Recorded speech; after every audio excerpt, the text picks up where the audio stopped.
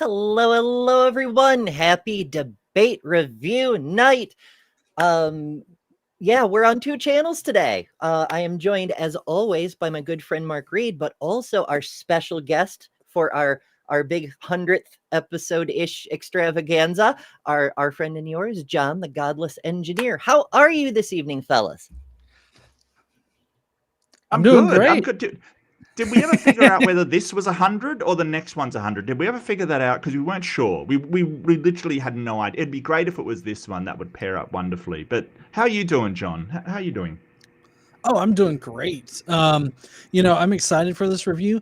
I've not been in the debate space, like officially debating, like a lot, and I wish that I had more opportunities to debate, because I do feel like I've got, pretty good like responses and good tactics when it comes to it, and I'm really just I hope that in the course of this review, that regardless of how I feel about it, y'all will, give me good constructive criticism about it. Like, I feel like there are parts where I feel like I could have done better, or I could have made better arguments or whatever. But I really hope that y'all, don't hold back or anything like that, because the only way that I can get better is if I, if I really hear those hard truths, about my performance. Oh, John, you have no fear of that. So part of being on the spectrum, I will say stuff, and sometimes I am nitpicky, and I'll point out, hey, like this is something, but I'm being really nitpicky, and I can be. So keep that in mind. That even like it's so hard to be perfect on the night. Like often Ember of I has said, it's really easy to say these things watching it and having a pause button, and like looking at it afterwards, it's really easy to go, oh well, he could have done this, or that was probably a mistake. But in the moment, it's a lot harder to because I debate myself, I know it's a lot harder to actually think of doing that at the time. You have that spirit of the stairway. If you're, it's in French. It means something that you wish you'd said in a conversation that you occurs to you later, and it's like, oh, that would have been the perfect response. So, as constructive criticism, absolutely, that won't be a problem. Okay. Yeah. And at the end of this, before we leave out, I'll definitely let everybody know how the judges, because there were actually judges for this debate, how they scored it, which is going to be surprising. I felt like I was really surprised by it, but maybe other people won't be surprised if they hear the debate. So I don't know. I'm interested to hear everybody's responses. It is a little bit weird. For a bit of background, for anybody who isn't familiar, a few days ago, John was over on the depths of the interwebs and did a debate against Joel Settecase from the guy from the Think Institute. Settecase? Yeah, Settecase. I think it's Settecase. I think so, yeah. One of the guy from the Think Institute. And it was pretty special, and that's what we're going to be taking a look at tonight. There's a few different sections to it, and there were judges at the end, but wow, it should be pretty cool. Quick. I've only ever... Sorry, go ahead. Yeah. So obviously, John, Godless Engineer at Godless Engineer here on YouTube. I'm Ember from Better Than Ember, and Mark from Mark Reed Atheism. For anybody who doesn't know somehow. There's probably one or two out there. I've only ever been in one marked debate like that, one scored debate kind of thing, and it was, they had a criteria that was over on Snake Was Right's channel. It was Debate Cafe when it was up and running. So that was interesting, but they weren't really marking you on the substance, like whether or not you presented decent sound arguments. They were marking you more on the structure, like how you actually set it up, how you presented and things like that. So they weren't really determining like what an ordinary person would think is the winner of the debate. They were marking purely on your debate tactics and how you presented it, basically. So was that like what they were marking, or was it marking sort of on the more outcomes based, like how you did?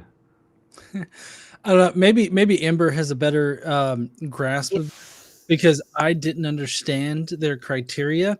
It really just seemed to boil down to how convincing either side was, as far as just, and it seemed to be regardless of the actual debate question.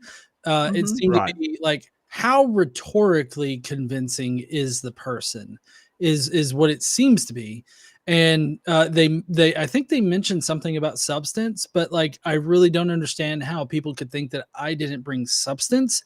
I had direct quotes from the Bible. Like, I cited all of my stuff. Like, I feel like I did a good job of like grounding my information in the, like the actual source material of like the Bible and all that kind of stuff. And so it really just seemed to be like these people didn't feel like I did a good enough job, or you know, as far as like their criteria goes, like how well. I kind of gave away the ending there a little bit. I'm sorry. That's okay. Well, spoilers. Yeah. How well did the person do to convince me of their position, instead of how well did the person do to address the question of the debate? That seems to be what their criteria was. Yeah, see, that shouldn't be part of it in a formal debate. That shouldn't be something like convincingness isn't really what you're after. There'll be a rhetoric section, but it's relatively minor. It's more, you know, what was your logical arguments like, whether they had, you know, that logical structure to them, and whether they were sound, like you had, you know, you weren't committing any fallacies or anything like that, how well researched you were, how you presented it. More than, well, was it convincing to me, is sort of a section, but it's not a very big section. That's a very strange way to mark it. Right. Yeah. The debates that I've been in back in school and such, they were scored by judges, but it was based on your technical performance. Often the audience would vote on who won, but that didn't affect your score at all. Right. Yeah, it was just a fun thing. Yeah. So a big difference that people will notice in my approach and Joel's approach here is that Joel had like a syllogistic thing that he presented first, and then he, like, you know, went into specifics about certain points in his syllogism. I more or less had a thesis that I then went into supporting information for my thesis, and then I rounded it out by, you know, basically restating, this is my thesis and I've supported it in my supporting evidence. So I guess I tackled it in a more, I guess, narrative sort of way, and Joel attacked it in a more technical syllogistic way, as you know. And I mean, I feel like I could boil mine down to a syllogism that would, you know, hold up. It would be logically sound and everything like that. Like, I could boil it down that way.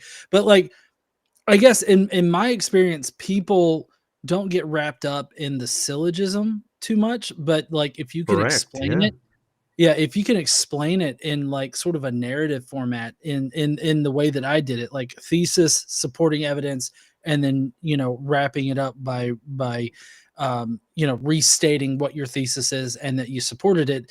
Like, I feel like that is a nice bookended way of like making your argument in this kind of case.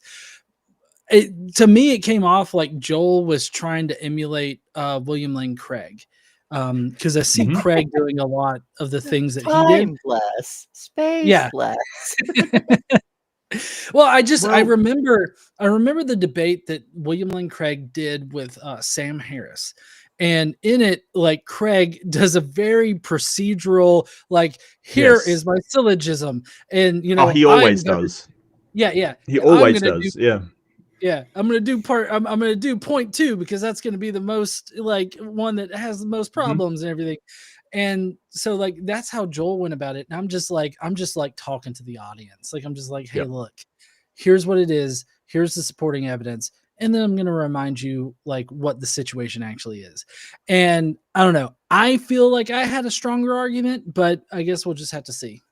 Well, so winning a formal debate and convincing the audience are two different things. Like, if you're trying to do them. For instance, one of the greatest debaters of all time, Christopher Hitchens, probably wouldn't score that highly on technical things like things like that. He probably would score really well on the rhetoric, but not sort of the technical, putting out a syllogism. Did he have, that many references? But his conclusions and stuff really persuaded audiences because he was such a good, he presented things in a way that people could understand. And I think there's a bit of a disconnect out there with some debate schools that they go, oh, well, you need to have syllogisms and have this philosophy, and have all of this stuff. The problem comes that a lot of people just don't care and don't understand what the hell they're talking about. It's why, we've got to watch it when we're throwing out, oh, that's a fallacy, that we explain, if we're going to do that, we explain what the hell it is. Because if I say, hey, that's appeal to consequences, for instance, I can throw that out and I understand what it means, and you guys understand, but nobody else will understand what the hell it means. So it depends what you think of as winning a debate, because if you want just convincing an audience, well, if you just mark the debate on technical ability and rhetoric and whether, that kind of stuff, it probably won't convince people. So, and there's this thing about, who are you speaking to? Are you trying to convince the judges? Because that's not the goal of a debate, right? You're there to talk to people out there in the audience and convince them. So the judges shouldn't be looking at, did it convince me? It should be, was that convincing to the audience? But that sort of gets lost in the nuance between sort of informal debates and formal ones. So I don't think, even if you lost the debate on the points, I don't think necessarily that you did a bad job. You can still do a good job and, lose technically the debate. I think that's totally fair. Yeah, no, I totally agree. And that's why I really rely on peers that I respect, like you and Ember, to come in and give me good constructive feedback as to how I can present it better or how I can make better arguments or something like that. I feel like I was doing a decent job. I have identified some things that I could have done better, instead of getting sidetracked and the ADHD thing of oh, look, a shiny squirrel. I need to figure. I want to track down this shiny squirrel that just appeared. I feel like if I had a more hyper focused approach on some of the traps that I laid, I think that it could have been more been rhetorically better. But I just really rely on you guys to sort of, I guess, make me better, I guess, is the way that I want to say we it. all do. We all do, John. Yeah. I mean, I remember a therapist that I really respected. They sort of used to say, you can't see the label on the jar from the inside. We have to talk to other people and sort of get what we're doing. We can never just go, oh, well, this is what I'm doing wrong, or this is what I'm doing right, and I need to focus on it from the inside. We kind of need that feedback. It seems to be a human thing. So absolutely, I love getting feedback on my debates. So yeah, absolutely. And I'm really excited because I know that Joel can be slippery. He can be a slippery one. He can be sneaky.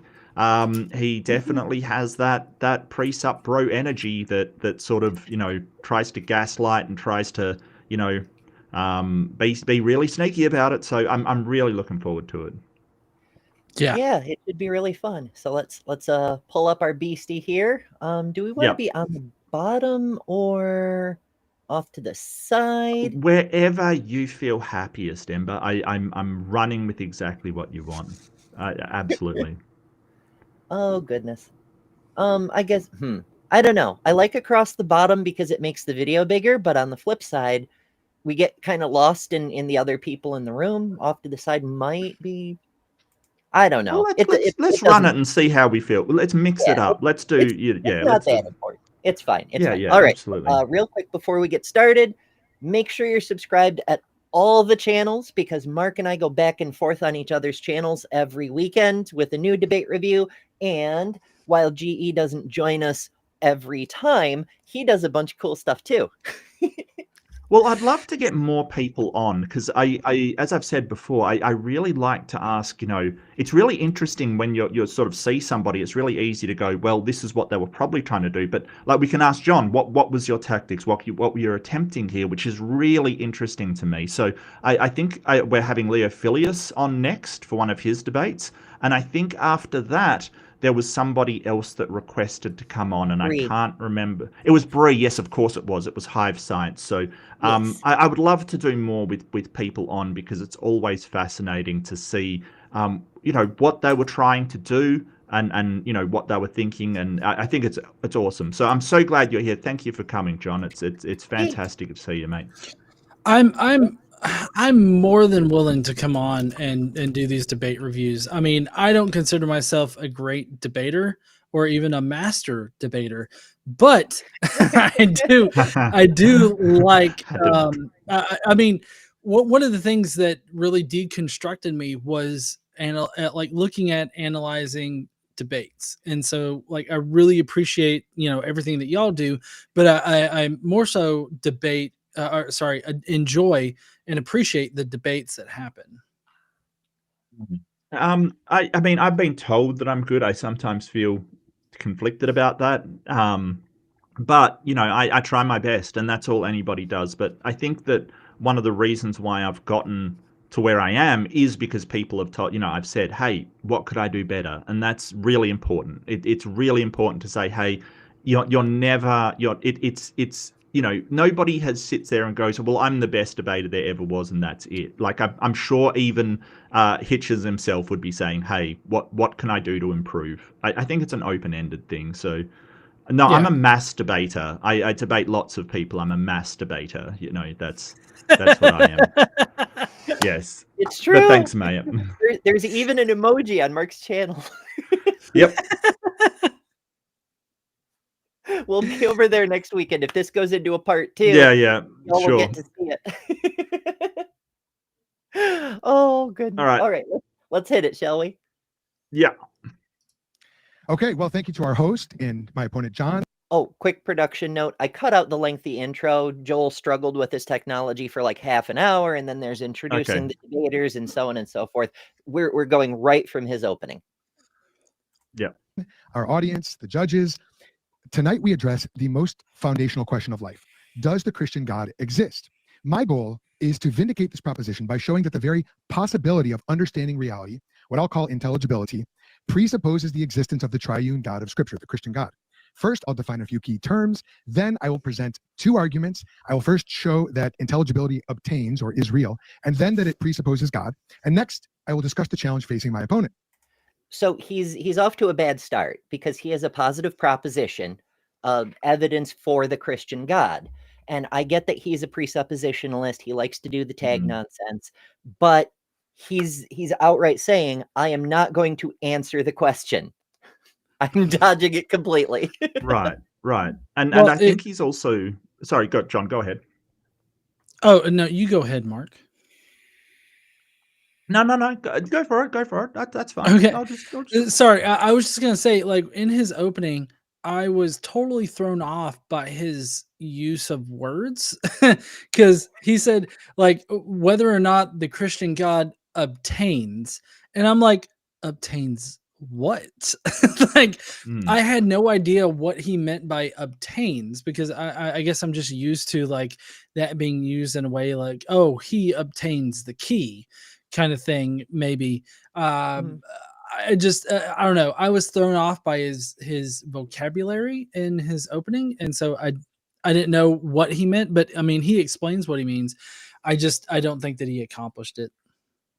So yeah, and that's a really good observation. It's loaded language. So he up front he sort of says the foundational question, and that's only foundational for Christians. Right? To other people, it's just a foundational question. It's a question about foundations, a metaphysical question, if you will, which pertains to foundations and reality and existence. So he's already setting it up as, well, this is foundational to both of us. But for an atheist, that's not a foundational question, like whether the Christian God is real. It's more sort of trying to front load things into this presuppositional arguments. And you'll notice that, John, presupps will have their own language. Preconditions of intelligibility, right? That the only place you hear that is from presupps, right? Like they love that phrase. So I was watching this thing on somebody talking to ChatGPT, and it kept bringing up sort of Precept stuff, and it's because he asked it about preconditions of intelligibility, which you probably won't hear that much outside that pond. So, you know, they use their own language with their own definitions for things. We can just reject it and say, hey, intelligibility is just a, you know, part of the universe. It doesn't need a precondition. Why does it need a precondition? Yeah, I don't even know what like would be a necessary precondition other than whatever is like metaphysically necessary for like a universe. Which I mean, we could talk about what is metaphysically necessary, but yeah, I don't understand their position in general. Well, I saw I was talking about it earlier, but a friend of ours was doing like a post-debate conversation with another person in the community earlier today, and they were talking about that debate was about whether naturalistic morality or theistic morality was more well-grounded. And the first thing that popped into my mind is to ground a concept, you first have to demonstrate the thing you're grounding it in actually exists. Like he can posture about intelligibility all he wants, but he can't ground it in something he has not yet demonstrated. Correct. Yep. So yeah. All right, let's begin with some definitions. First, intelligibility. This is the capacity for our experiences to be understood and meaningfully interpreted. Next, the preconditions of intelligibility. These are those conditions which must be met first for intelligibility to obtain. There are at least 6: logic, mathematics, uniformity in nature, induction, reliable truth-seeking faculties, namely reason, senses, and intuition, and objective morality. Finally, why do you need objective morality for that? I don't. What the hell? He's just rattling off things. Holy shit. Right. I don't mind him saying, hey, you need intelligence, you need rationality and all of that, but all of that can be gathered from materialism and sort of naturalism, just, you know, that because rationality is something that helps you survive. It can be easily grounded in an evolutionary process to produce a thinking mind. That's not a problem. And so he's sort of using this Platonic ideal of intelligibility as being something that we need out there in the world, which is weird. Weird stuff. Very weird. Yeah, I just wanted to pause there and be like, and objective morality. Like all the other stuff, that could be a debate in its own right. Does there have to be mathematics, a human constructed system for description of numerical concepts in a logical structure? Does that have to exist out there in the universe? But he went just a little too far and threw in that objective morality, which is demonstrably not a thing. Right, and there's an argument there whether maths is discovered or invented.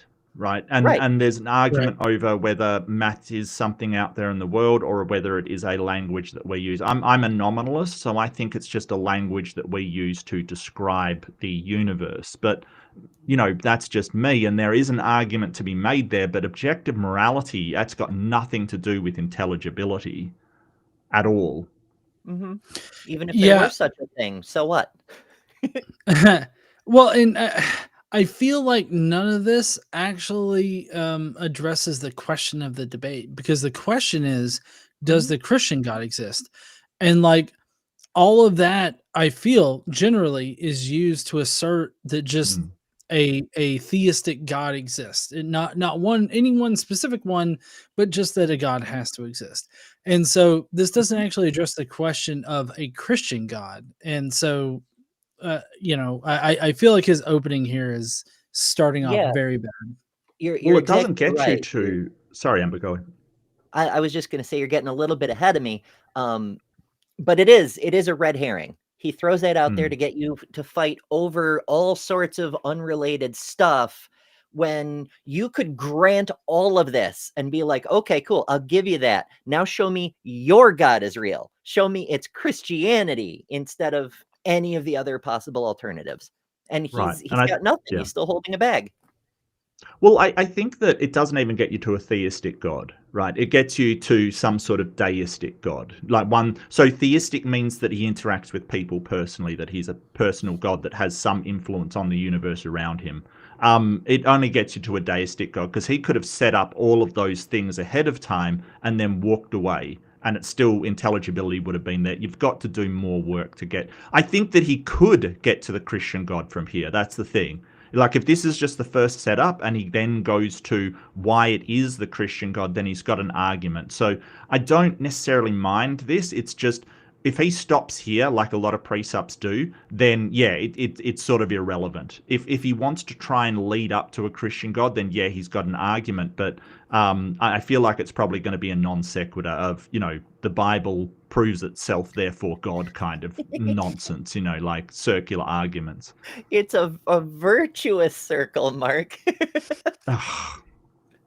As Saitem Bruggencate once told me, apparently it's a spiral, not a circular argument. Oh, my mistake. How far be it from me to contradict Saitem, because if you don't agree with him, then pizza sleeps fast under the west, therefore the much. Yeah.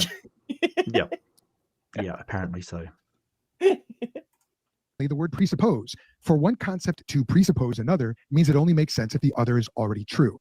Now, my first of two arguments. It's irreducibly complex. Someone call Mike B. So Joel has a problem basically accepting anybody else's presuppositions except for his own. We could presuppose that some kind of, natural universe just provides this for us. And the whole idea behind presuppositions is they don't have to have any justification for them whatsoever. If you had justification, you wouldn't be presupposing it. You'd be just, referring to the reason why you believe that. So presuppositions are kind of, when people all agree on them, they're axiomatic. They're basically an axiom of where you start. So us saying that maths has this certain rules, that would be a presupposition, sure, but we all agree on it, so it becomes the axioms of mathematics. Joel basically wants to presuppose. All that you have to do is just reject that presupposition. I just reject it. If he wants to presuppose stuff, just reject it. You don't have to. It's sort of like presuppositions don't need validation, but they don't need validation to reject either. Yeah. Yeah, like Hitchens famously said, that which can be asserted without evidence can be dismissed without evidence. Yeah, I mean that's what I was going to point out is the Hitchens razor there, and I would definitely dispute a lot of his presuppositions in his opening statement here, and obviously I have problems with it. But again, like I crafted my opening not to respond to his, so just in case anybody's expecting me to like do an on the fly response to him, I'm not going to be doing that. No, that's that's fair. To be expected. That's what rebuttals are for. Your opening is supposed to be a standalone thing. Dr. Kip Davis dropping a comment, who has apparently violated a law of physics and written a book recently. It's called God's Propaganda. If you haven't heard, look it the fuck up. There's a few videos on Kip's channel about it. I'm not going to go into it a lot here, but it looks pretty cool. Paula G was impressed. Anyway, Dr. Kip says Joel Settecase has designed his own PhD program that he is putting himself through, which is an interesting choice. I don't understand how that works. That seems on par for Joel, actually. Well, I'm just going to presuppose I have a PhD.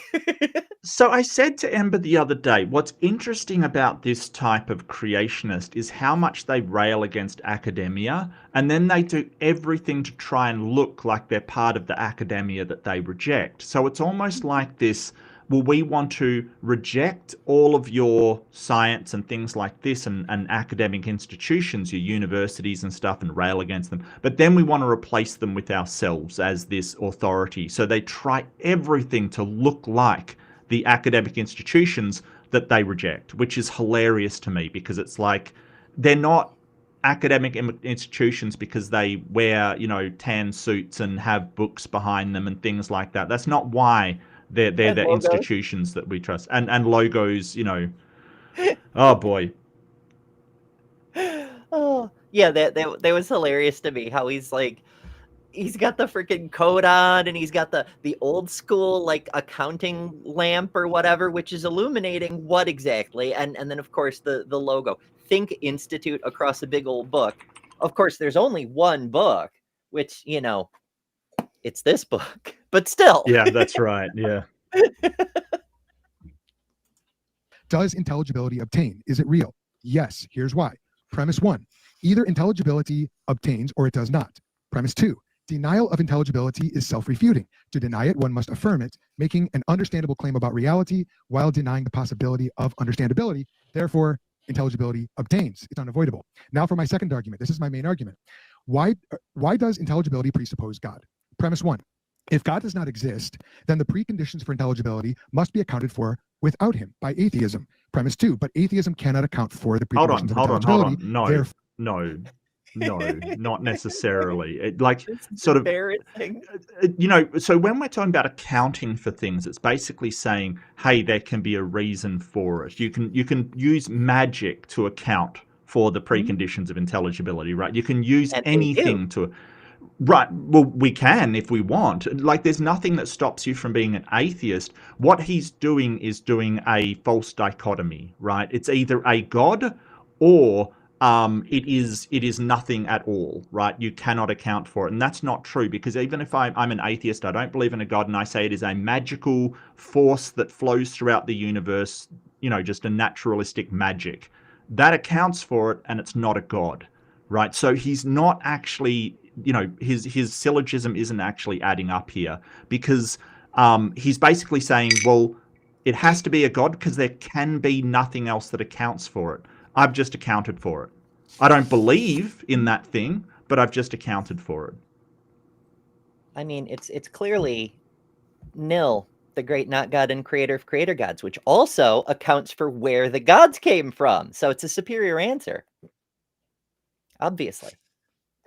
Or whatever you prefer, Lisa the Rainbow Giraffe, or Praise Doug, or what have you. You know, I mean, it's... Well, I'd say you could still argue that that is a god, right? Like, that still meets the criteria of a god, and that's what a precept would do. The reason why I give the Blarney stone, which is a magical stone that just, for instance, accounts for the intelligibility of the universe, but it's just a stone, is because it's not an agent. It can't decide anything, can't make decisions. It's a magical stone. So they cannot say that's a god, because by definition, a god has to be able to make decisions. So that's why I use it, because that's another option for the preconditions of intelligibility, and it's not a god. Dr. Suitcase. I love Dr. it. Suitcase. There's Bree. We were just talking about Bree. you.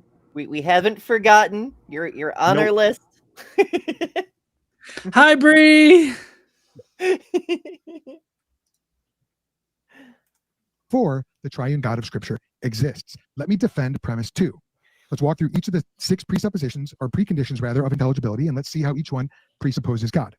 For each one, we're going to perform an internal critique of the Christian position to show how it accounts for it, and then a reductio ad absurdum of the atheist position to show how it does not. We'll start with laws of logic. Laws of logic, there are 3 of them, and they are immaterial, universal, unchanging, conceptual laws grounded in the mind of God. This is the biblical worldview. Okay. My problem with this is that conceptual means it only exists in the imagination. It only exists as an abstract. But universal means that it exists everywhere. So how can something only exist in certain places and be universal? I'm not sure I understand how that works. Nominalism accounts for it, basically saying that, hey, we have a setup of, okay, these are the laws of logic. They're describing something in the world, but it's only a model. Just like, say, the theory of gravity, for instance, is describing something in the world, but it's only a model. So Newton's theory of gravity basically was useful, but not exactly correct. The other thing you could say, John, to that one is that if you go into quantum logic, the laws of logic don't hold. We kind of throw them out the window when getting down into quantum states. So if they're universal, why don't they apply in quantum states? Why can something have a superposition? Which kind of, it may violate the laws of logic. It kind of does, but we have to use our own different logical system in that area, which means that it's not universal. And additionally, the saying the laws of logic are grounded in God, that just doesn't work with his specific God, because you know, every atheist on the planet has noticed at some point that the idea that it's three separate things but also the same thing violates the first law of logic. It is an illogical concept inherently. Or the So second. if you wanna use the laws of logic, that's fine, but that rules out your proposed God specifically. Well, you do get Christians that aren't triune gods. Anything of the Trinity just doesn't make sense under logical, but they have special pleading for that one. Oh, of course, yeah. we do love the specialist pleading. Yeah. Yeah, pretty much. In one, the law of identity, the law of non-contradiction, and the law of excluded middle are each equally ultimate. These are grounded in the Trinity. Atheism denies God and has nothing to ground logic with. What? Logic. How? Why is that grounded in the Trinity? I have no idea. Like, I don't know why that's grounded in the Trinity. See, this is something that Joel does throughout the entire thing, is that he just asserts things and he just expects the audience to go along with it. And he doesn't actually like make an argument for it. He just says, Correct. oh, this thing because of the Christian God, therefore John's fucked. And that's seems to be what his tactic is. Yeah, so the fallacy is begging the question. It's a informal fallacy that basically means that you've asserted something without actually demonstrating the truth of the claim. Now, I think he's trying to frame this as a hypothetical, but it's veering into, well, I don't have to ground this thing because it's already grounded in the God of the Bible. And it's like, well, hold on a second. You never actually, like, that does not follow. So he's just asserting that is the case. Yeah, you're absolutely correct. Mm-hmm. This is so much fun. The poor guy, he's not going to get a full sentence out. No. I think he got 2 sentences that time. Yep. Stop making fallacies, Joel. Damn it. Attributes.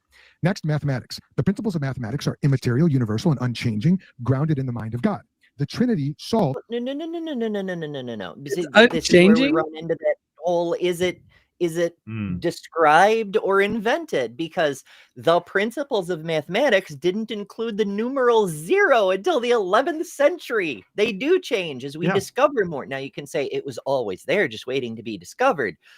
But there's so many problems. I mean, if it comes from God, where's the divine revelation? Where's the description of 0 in here? Or even an accurate value of pi? Holy shit. Our understanding changes because it's our understanding. It's not a universal thing. And we can see this in other mathematical systems. Like the ancient Babylonians had a base 12 system. They came up with a lot of cool, useful math, which is why we still use some of it. Why there's 360 degrees in a circle, base 12. Why there's 2 12-hour segments of day, base 12. 60 minutes in an hour, base 12. Holy crap. Our understanding of math changes because it's a human-based concept. Yeah, and we've changed, well, in the computer age, we've changed to binary to do all of our calculations, you know, like, it does change. And plus, can I just add that Newton literally invented and added calculus to mathematics, like it didn't, wasn't a thing until later. Joel, what are you talking about? To be honest with you, I will say right now, base 12 is actually superior to base 10. It is superior. I agree. It's divisible by 6, by 5, not 5, by 3, by 4. It's actually superior to base 10. I'll just put it out there. I just like it for utility because you can count to 12 on one hand. I mean, you don't have to use base 12 to do it, but it works out nicely with your knuckles. You just count the segments between knuckles. 1, 2, 3, 4, 5, 6, 7, 8, 9, 10, 11, 12. I only needed 4 digits for that. And we got to it's so efficient. You've now made me look at my fingers. How dare!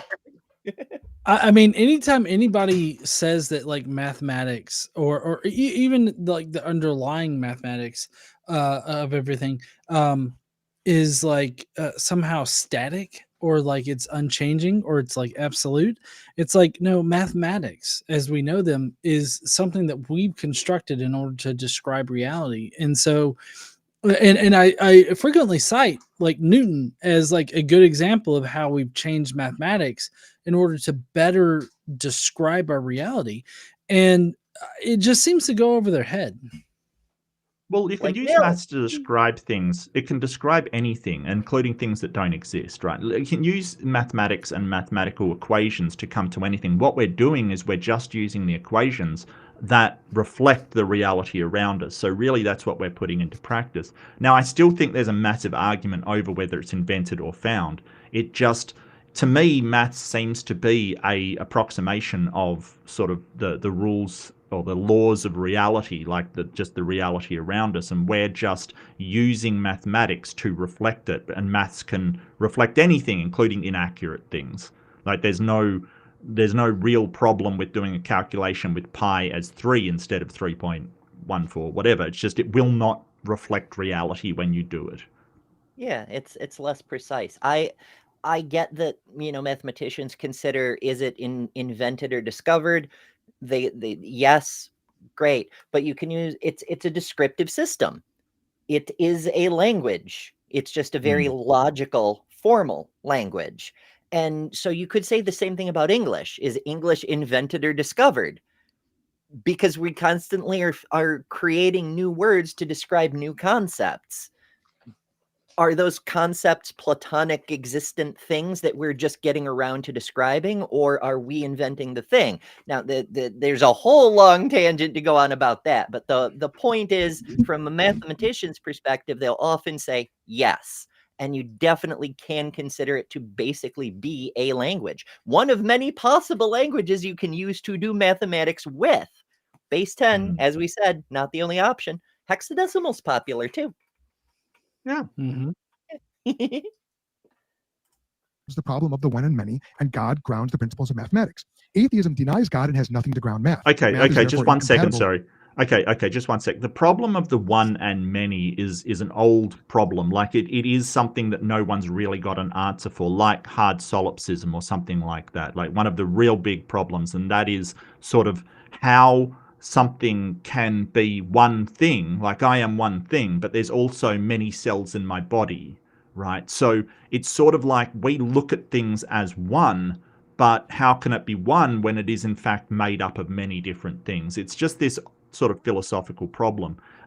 Generally, we get around it by sort of saying, hey, that sort of one thing, it's just a description. It's just our language to describe it. And it's not sort of really...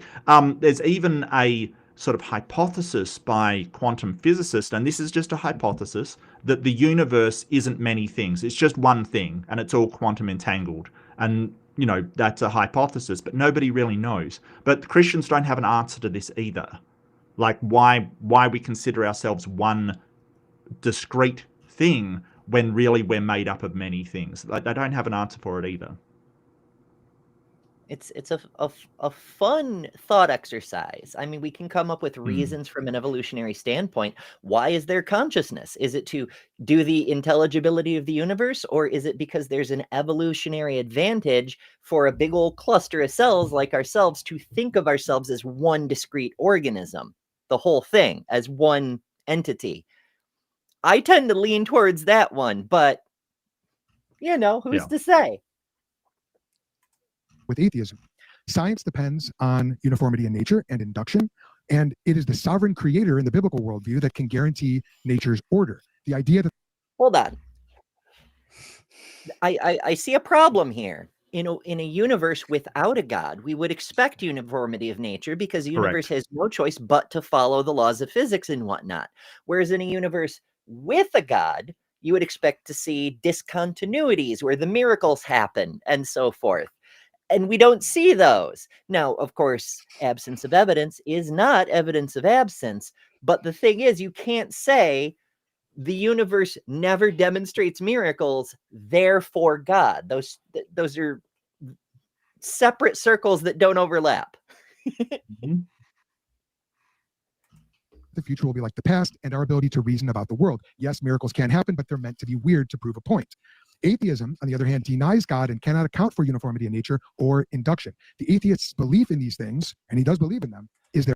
That's not how the problem of induction works. Nope. Like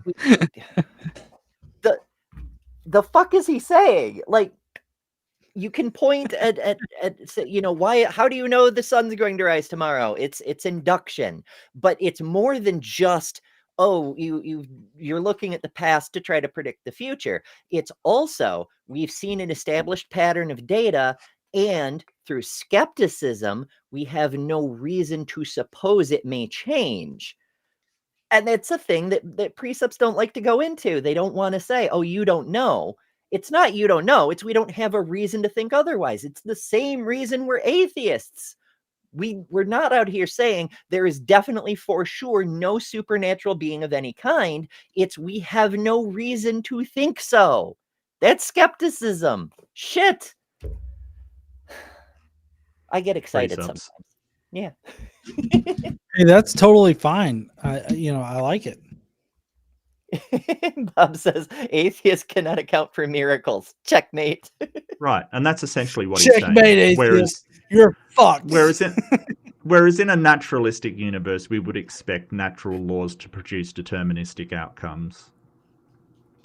Yeah, and I don't know. Maybe y'all will disagree on this, but like I feel like if miracles were an actual thing, then it would be like Christians or those that believe in miracles, they couldn't actually do science because it's like science requires like the uniformity in nature, whereas God just on a whim breaks the uniformity of nature. So there's like literally no way that you can make a reasonable probabilistic hypothesis about future events. And so like I don't understand how that works in a very tag oriented mind. Well, it really doesn't. But, scientists can be Christians. That's not a problem. They just have to leave that at the door, the religion at the door, or the non-uniformity of nature, the miracles at the door. And, many of them do, and that's totally fine. So it is secular and not atheistic. But you're right. If you're saying, hey, it's a miracle at any point. So what I really love the show Three Body Problem, because at very early on, and I'm not spoiling anything because this is kind of the premise of the show, is that science stops working, like induction stops working. They have random results for every single experiment they do, like in a hadron collider or something. That's what I would expect if we didn't have uniformity of nature, that we just do it and it just every single time it's just completely random, and physics just isn't working anymore. So I like that show because it sort of says how if induction keeps working, why wouldn't we keep using it? Because it is working. Yeah, absolutely. I haven't seen the show. I read the book. I assume it's the same situation, but yeah, it's fascinating. And that also goes to show how our understanding of things is not revealed. We have to figure it out ourselves. We still haven't solved the three-body problem, hence the name. There's more math yet to be discovered or described, depending on your perspective. Therefore arbitrary. Next are truth-seeking faculties. There are three: reason, sense perception, and intuition. These are all aimed at truth and generally reliable because of God's intention. We are made in God's image. And intuition is not reliable? Not even close. It's barely 50-50 on your good days. But also, like, sense perception, isn't their entire thing you can't rely on your senses? It's a fallacious argument itself, but they bring it out all the time. What do you mean? We know they're not 100% reliable. Magicians exist. Optical illusions exist. Those magic eye puzzles. That we not only know our senses can be tricked, we have industries built on the fact. Well, it's black and white thinking. It's basically, if you can't be absolutely sure, then you don't know it all. And this is the problem with precepts. They go in for this, they smuggle in an absolute certainty. So we can be really confident in our senses, right? We keep using them every day. If I want to drive my car, I can be confident enough to get from A to B kind of thing. We use them all the time.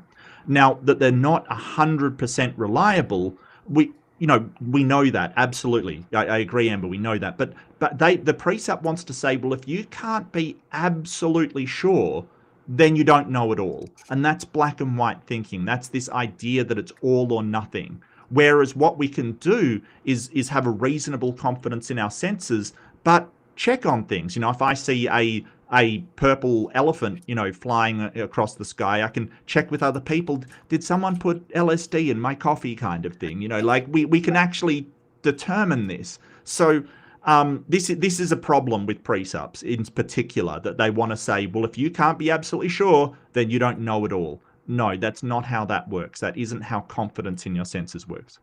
They're dodging epistemology entirely. Like, that's what epistemology is for. Like, if you want to say, okay, well, if you don't know, if it isn't divinely revealed to you from a magic undead carpenter ghost who wants to live inside you for some reason, then you can't know anything. Cool. Given that, how do we then come to know things with reasonable certainty? Like, if only there were a way we could determine which things are true and which things aren't. Like, testing and repeated experimentation, perhaps. I don't know. I'm silly. What a wild idea. Is the intended favorable environment which God has created for us to discover truth within it. Atheism, on the other hand, denies the designer and cannot account for the reliability of our truth-seeking faculty. Again, the atheist's belief here is arbitrary and unfounded. Finally, morality. Our consciences. It's not arbitrary and it's not unfounded. Yeah, we have direct sensory perception, right? So that is just something that we have, and we have a lot of reasons to think that it is true, and we have no reason to think that it's not true. So I don't know why that would be arbitrary. There's definitely reasons for why we do it. So arbitrary just means there's no reason whatsoever. And it's wild. Yeah, we just Joel, like pretending logic works. I'm really sorry, John. Is this the shortest we've let somebody talk? Because seriously, this is like every 2 seconds he's saying something that has a problem with it. Every second. It's actually impressive. Mm-hmm.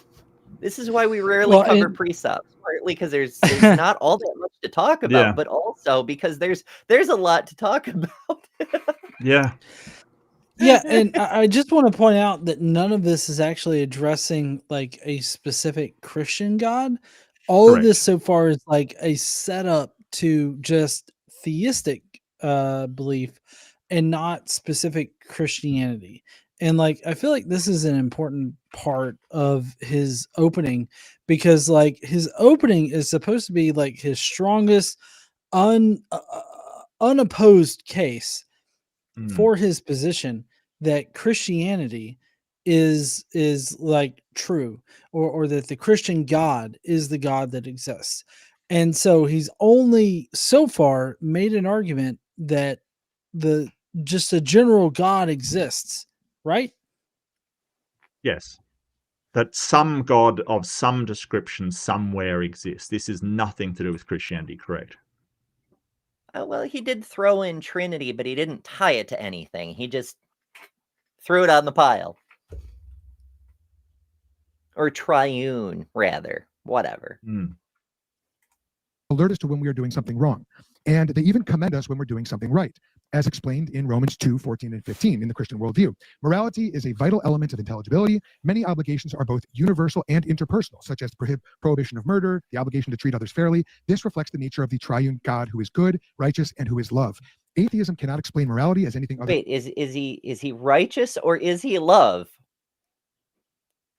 Like he's asserting, laws of logic and stuff, and then he's throwing out things that, while not necessarily mutually exclusive, are often contradictory. I don't know. Also, Romans, what did he say? 2:15? Like, he's just going to throw out random scriptures and not explain what the hell they say? That's kind of weird. I get that he has a limited amount of time.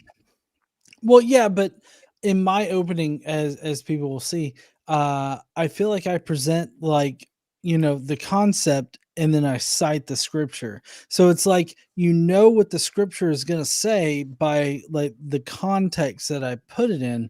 And Joel just doesn't seem to do that, in my opinion. Is it a Christian channel? Does he expect everybody to know who's watching? Like, is it sort of? It's a debate channel. So like, it's not necessarily Christian. Yeah. It's a precondition to knowledge. Okay, I just looked it up in my handy dandy Bible. Thanks to Robin Webster for sending this to me. Thanks, Robin. It's that the law is written on your heart thing. Okay, here it is. They show that the requirements of the law are written on their hearts, their consciences also bearing witness, and their thoughts sometimes accusing them, and at other times even defending them.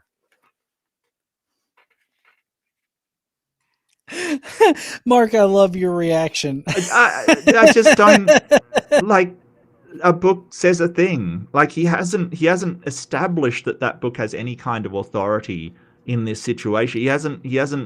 He's just said, hey, this says a thing that makes what I've said correct. But Mark, God wrote it on your heart. Apparently so, yeah. And I might add, these are from times when there was cardiocentrism. They thought that the heart did the thinking. And you can understand why, because when you have like deep thoughts or a lot of emotion, you feel it in your heart. But we know now it isn't your heart doing the thinking. That is chemicals going to your heart to provide a stimulus of, stimulating a response from your organs. The head does the thinking, and there's nothing written on your heart. Your heart pumps blood around your body. That's what it does. I believe, Mark, you're just being literal. Like that's just like literal reality, and you need to think more. I don't know, made up bullshit like the metaphorical. Yeah, no, he's a fundamentalist. He's a fundamentalist. He should think it's literal as well. That's the thing. They cherry pick what's literal and what's metaphorical. They're like, oh, I believe in the literal truth of the Bible. What, that something's written on your heart? Oh no, that's metaphorical. What? How do you know that? And that's the thing. That's always what takes apart all of this kind of nonsense, is just keep hitting him with how do you know? And eventually he'll end up with, it's a precondition. But how do you know? It's wild. But yeah, hearts. I believe as all the world knows, a while back Matt Dillahunty had a heart surgery. And I believe, according to myth and legend, he actually had someone look to see if there was anything written there while they were in there poking around anyway.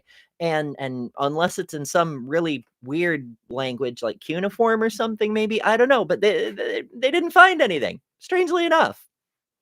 Go figure. Within personal preference or societally based might makes right. Without God, these are arbitrary assumptions. As my friend Kevin put it to me recently, without God, we're just overgrown germs in a random chance universe or deterministic universe with no moral oversight. What right do we have to make any meaningful moral claims about? Well, that's a false dichotomy. It's their favorite false dichotomy. It's either God's plan or determinism, random chance, whatever. They throw something undesirable that people are supposed to emotionally say, I don't want. That means my life has no purpose, yada, yada, yada.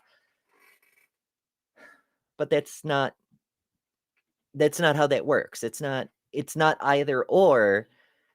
There's other options, like, and straight up determinism may be the case, but we don't know. But it's definitely not random chance, not entirely. There are this whole intelligibility thing depends on some things in the universe being deterministic. If an electron smacks into a positron at the right angle, they're going to annihilate and produce gamma rays.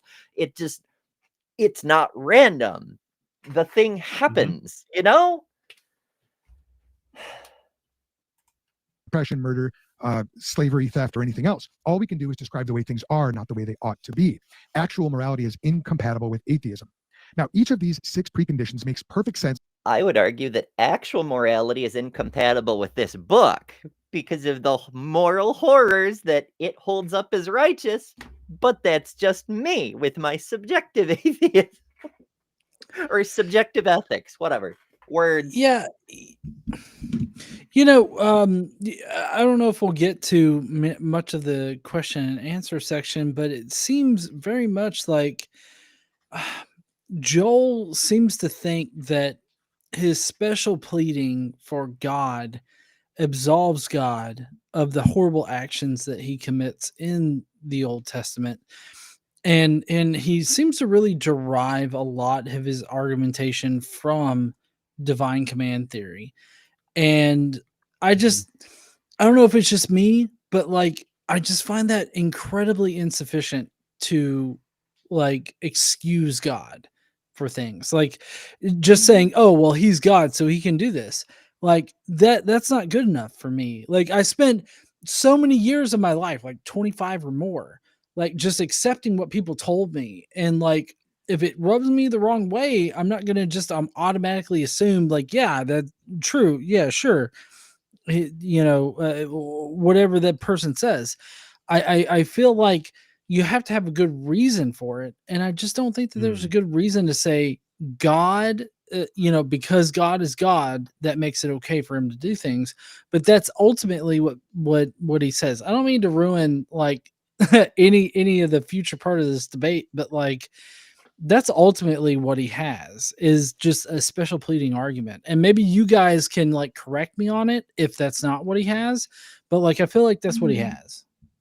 No, you're right, and he can do that. He can say, well, God says there's one set of rules for him and command us to do differently, and that makes it moral for us. He can do that. But in that case, it's a subjective morality. With the subject, the person whose stance matters is God's, who says, hey, humans shouldn't do this. So there's a really good question to appeal to here, if it was a morality debate, and that's the Euthyphro dilemma.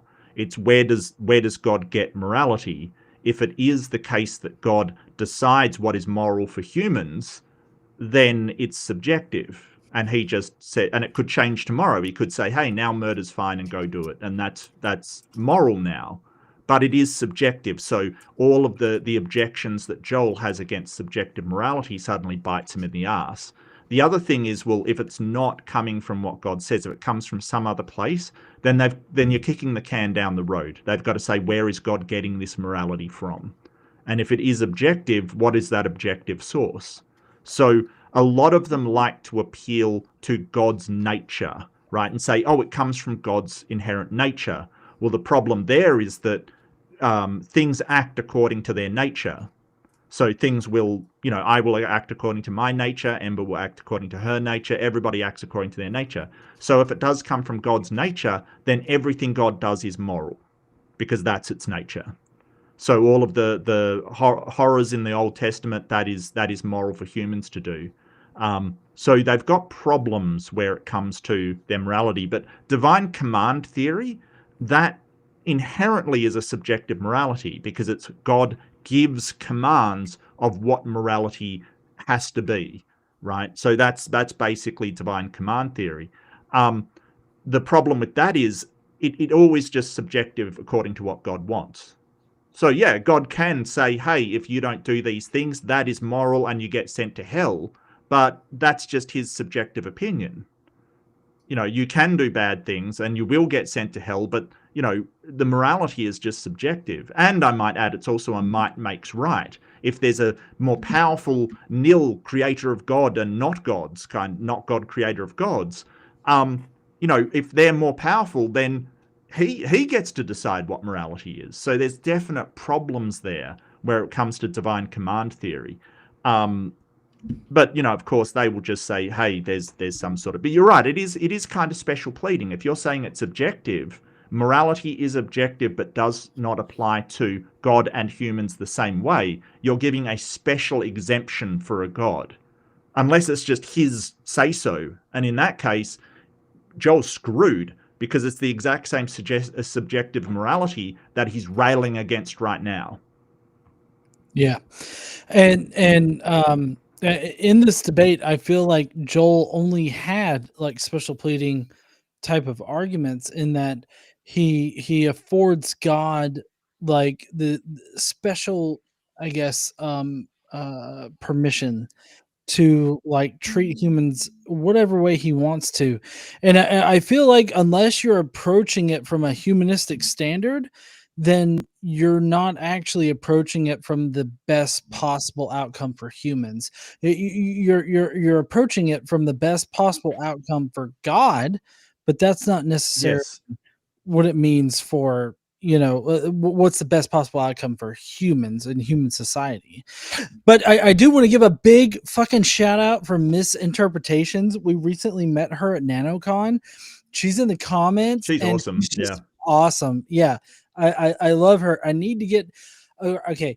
I'm starting to get back into interviews, and I need to get you, Mark, you, Ember, and Misinterpretations on my channel for interviews. And I know this is like totally random in the middle of this debate review, but I'm just saying, do it. like, I want to get Tangents you in the guys on chat. there. Tangents in the chat. Yeah, absolutely. Yeah, we have a tangent emoji. We have a book set a thing emoji. We all my emojis are voted on by the members. So if you like cool emojis, consider being a member. But yes, Misinterpretations is awesome. I was just over at her place. She's doing live streams now every other Tuesday. There was this one this past Tuesday, so in a few days. But Tuesday, 8 p.m. Eastern, they're tons of fun. We took apart some creationist nonsense, and the micro machines in the cell, one of my favorite subjects that we don't get to do as often as I might like. And it was just tons of fun. Y'all should go subscribe, check that video out, and ring the bell so you get alerted when new stuff happens, as you should be doing on every channel you actually want to hear from. Yeah, even G is a member. Hell yeah. Nice. Yeah. All the cool kids hang out at my place. Given the existence of the triune God of Scripture, they make no sense without him. To argue against God, the atheist has to say, I don't have to account for these things. I just know them.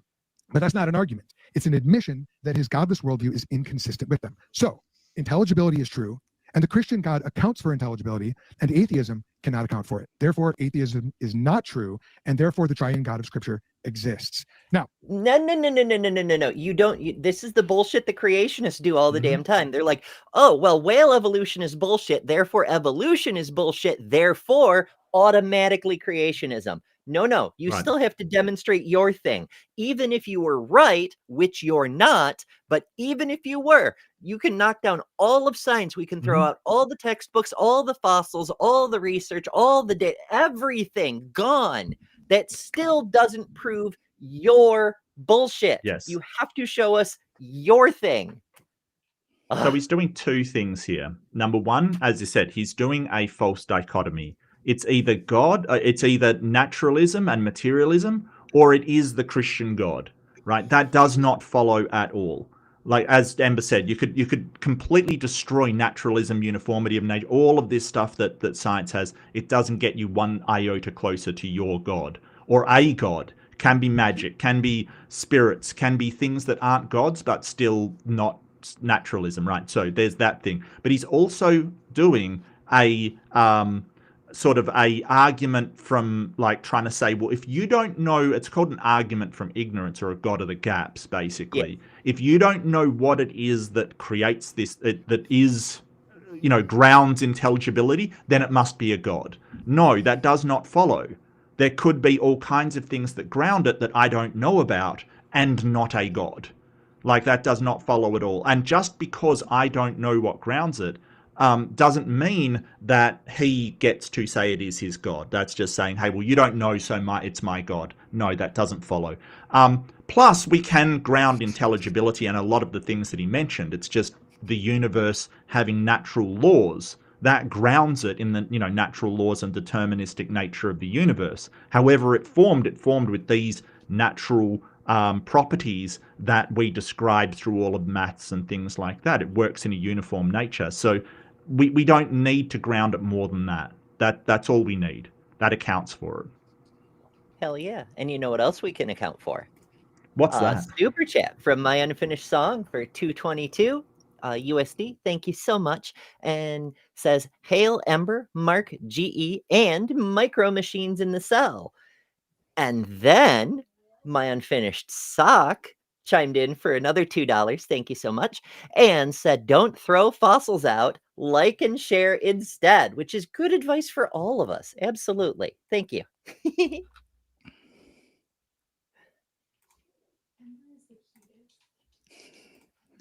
Did I break it? Ember, Yeah. Sorry. I just wanted to repeat. My wife just said Ember is the cutest, and I wanted you to know that. I appreciate the compliment, but I have met Casey. She is much cuter. We met at the Ark. I know she doesn't come on camera much anymore, but we met at the Ark Encounter, which was the phenomenal time. I think most of us who were there have videos on it by now. So, pick your channel of preference and look for it. It was a great time. Some great speeches, some great mischief. Yeah. I'm that feeling was kind of actually. jealous. Go And ahead, that Mark. reminds me. I'm feeling kind of jealous, but John, thank you for signing that shirt for Justin. Like, that was so good. I forgot to say, like, I almost cried, to be honest with you. It was just so wonderful, and Justin is such a nice Canadian guy. I love him. He's amazing. And all of you guys, I feel like I've said before, I feel like I'm on the other side of the world. Oh, wait, I am on the other side of the world, kind of thing. But I will try to make it to BajaCon next time. I really will try to save up and get over there, because yeah. Mark, listen, one way or another, because I haven't been to Australia yet, but I want to be there, and so one way or another, I'm meeting you. I'm just telling you right now, clip this right now. I'm meeting you one way or another, whether you come here, which I don't want you to do, because the United States sucks. Canada's all right, but I'm just saying, like, I'm gonna meet you one way or another, and that's a promise. Yeah. Awesome. That's awesome. I'd love to do that. I mean, there's so many people. I really have to hug Ember at some point. I have to, because she's been amazing. I felt so sorry. I felt so bad that I was like, "Hey, Ember, can I get a selfie with you so I can rub it in Mark's face?" I literally said that to Ember, and I felt so bad afterwards, because I'm like, "Oh, no, it's totally fine. It's totally fine. It's just that, that sort of, I would love to be there, but that's okay. Totally enjoy, revel in it. That's the best. It's the best. But thank you for signing this shirt. It was absolutely. I'm gonna frame it, because it was so good. It was just sprung on me by dirty Canadians making us feel things. that dirty Canadian fella. So my wife has just informed me July 28th, 2020. July 22nd, 2028 is a solar eclipse, and she's obsessed with solar eclipses, a total solar eclipse. So I guess that we're tentatively planned to be in Australia for that. We're gonna meet you at that point. It doesn't matter if he can come to Sydney or not. We're gonna see him. He doesn't live on the other side of Australia, I don't think. Where do you live at, Mark? Western Australia. The furthest away from the US I could possibly be and still be in Australia. Which is valid. Mm-hmm. Oh, okay. It seems wise. Yeah, I live in Perth, which is the western side. If we're in Australia, honey, we're seeing Mark. Like that. Look, no, you don't. Look, it is a long way from the rest of Australia. I live in the cul-de-sac of the world. Nobody comes here for no reason. Like, seriously, Mark, it's you're not listening to me. I don't care. Okay. If I'm in Australia, I'm finding you, and I'm giving you a hug. Okay, that's okay. That was scary up until the hug point. Quite frankly, that was actually bigly threatening. Oh, holy crap. But yeah, eclipses are cool. If you have the money, if you have the capability to chase them. I mean, hell, physics was redefined by the observation of a solar eclipse. Like, Einstein proposed his relativity. Nobody wanted to believe him, because we had Newton and his simple formulas, simple compared to Einstein's. And only Arthur Eddington's like, you know what? This German dude proposed this crazy thing. It'll be easy to prove wrong. He believed Einstein, but there was, war stuff, propaganda, whatever. He's like, hey, British government, we can make those Germans look foolish. Send me on a scientific expedition to go observe the eclipse and prove him wrong. granted, that first time didn't work out so well because of the war, but they did it on the second try. They observed an eclipse, confirmed relativity, and the world fucking changed. Our understanding of the cosmos expanded exponentially almost overnight from a solar eclipse. Also, they're very cool in person. You get the sunset colors and things. I digress. So yeah, we were doing a debate review. Yeah. Oh, were we? Yeah, we were. So we were in Ohio here in the USA for the last total eclipse that came through, and like that's what really got KC hooked on like total solar eclipses, because like it's just a phenomenal experience to have. And she's just like, where's the next one? I want to go there. And so like we're just making it happen, like wherever we can, we're gonna make it happen. And I'm telling you, Mark, if I'm in Australia, there's no way, I don't care how big Australia is, there's no way I'm not getting a hug from you. And that's just what's gonna happen. If you're okay with that, obviously. I'm right there with you. Okay. I'm there with you. Yeah. Similarly, like, I mean, if you come all the way to Sarnia, Ontario for BajaCon next year, and you know, I'm just a couple hundred miles further away, I would feel bad, because like, if you can cover half the damn globe and I can't just go a couple hundred miles, like what the hell? No, that's fair. I look, if you come to Australia and you can't make to Perth, I'll see if I can get over to Sydney or something, because that's fine. Or Melbourne. Melbourne's fantastic. Melbourne is one of my favorite cities as well. Yeah, Australia is the size of the US. It is. Yep. It takes a minute. And also there's that big murder desert thing in the middle, the like the whole middle. Yeah, that would be the Gobi Desert. Yes. You could present me with the entire cast of The Hills Have Eyes, and I would not even blink. I'd be like, I'm seeing Mark. Not Gobi. Yeah. Oh, all right. I'll do the thing. But in fairness to us, we are much more interesting than Joel is. Just throwing that up. I agree. It's supposed to be playing. Why is it not playing? Come on, Joel. Oh, you can do it. Bloody hell. Come on, Joel. Come on. You can do it. You can do it. I'll try resetting it. What are we doing? You know, honestly, I'm really interested in how you guys thank you. would judge like my my opening statement, because like obviously mine's not going to be responding to him. I'm actually trying to address the question, and it's obviously not going to address anything that he did, because he's not addressing the question. That's fair. How long are the openings? I know they said, but it's like 5 minutes, I think. Okay, because he's a little over 5 minutes now, so he should be wrapping up anytime now, maybe, asterisk. What is the challenge facing Mr. Gleason, my opponent? He must show not just that he can use logic and science, but that his worldview can justify them and the other preconditions of intelligibility.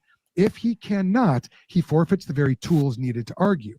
After accounting for the intelligibility without God, then he would have to use the tools he has within his worldview to prove that God does not exist. Remember, tonight's debate is... That is a hell of a reach from the debate proposal. Yep. Like, no shifting the burden. Thank you. No. Well, everybody should have some sort of burden in a debate, because obviously you're taking the negative position. But yeah, he's really just saying, well, I don't have to show anything on my side. I just claim it. And then if he can't refute it, I win by default. And that is not how it works. Like, no, absolutely not. Yeah, it's freaking wild. Oh, goodness. Prove there is no God or I win. Fucking hell. Not about personal preferences or revulsion or how one feels about God's commands in the Old Testament.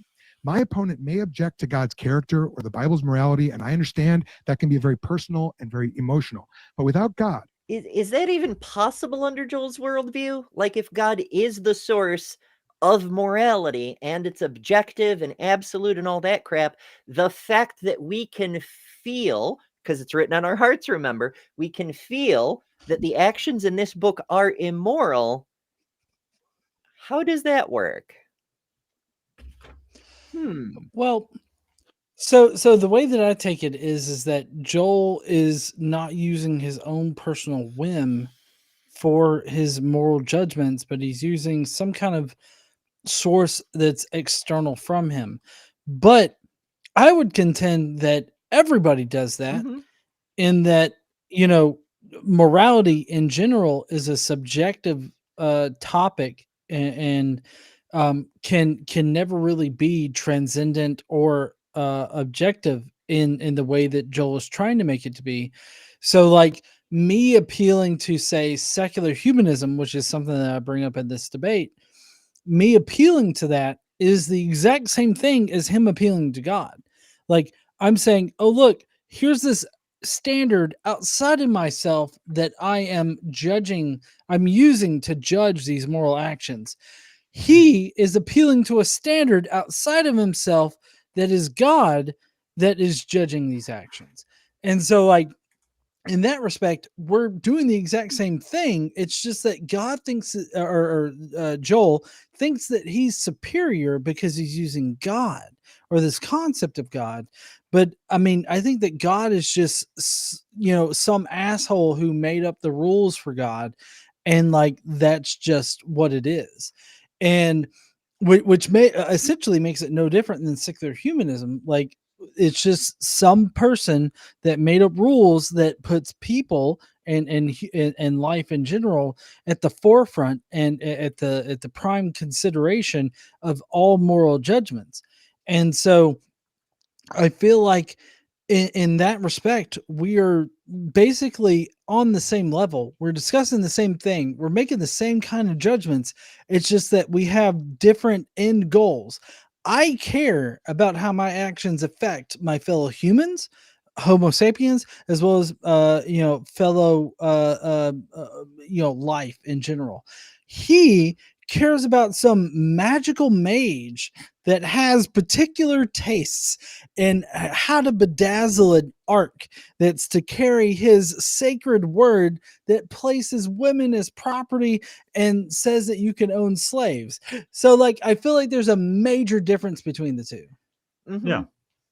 Additionally, absolutely. the fact that the Christians can't seem to agree on what the absolute and objective morality is. Like, they'll all agree that it's wrong to kill babies for fun. And I love they have to put that qualifier on there, because they can't just come right out and say it's wrong to kill babies because moral atrocities. But I digress.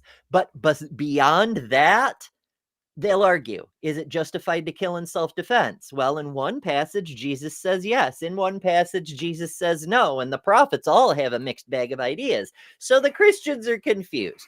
And they fight actual wars over this shit, or at least they used to. It blows my freaking mind that they can say there's an absolute and objective morality that comes from God, and we know the truth of God through revelation, but none of them can agree on what the limits of that morality are. Yeah, not to mention that it seems to be a baseless assertion to say that it's objective because it comes from a God. They can't seem to demonstrate that it is in fact objective, because when you sort of have objective things, so subjective just means stance dependent. Like, if you have a stance on something, like, everybody in the world could agree that ice cream is nice, but that isn't a subjective thing. It's based upon your stance of what it's like. You can show objective things. You can say, hey, this rock is stance independent. It doesn't matter whether you think it's there or not. It's going to be there. So objective things, you should be able to show that they are consistent for everybody, but they can't seem to show it. So when you hear this objective morality from a God, it's important to understand that they're just claiming it. It is a claim that has not been demonstrated one iota. Like, they just claim it. Can you show us that this morality is in fact objective? Because, as Ember said, when your theists and your priests start to look at what is this objective morality, they all get different responses, which shouldn't happen with something objective. If you have the speed of light, people will agree on it. They'll go, oh yes, we investigated, found this. That is not what's happening with their morality. So how is it objective? Why is it objective? And can they demonstrate that it actually is? Now, don't be fooled. If they say, oh, but if it's not objective, then anyone can do whatever they want. Number one, have you seen the fucking world we're living in? That's number one, right?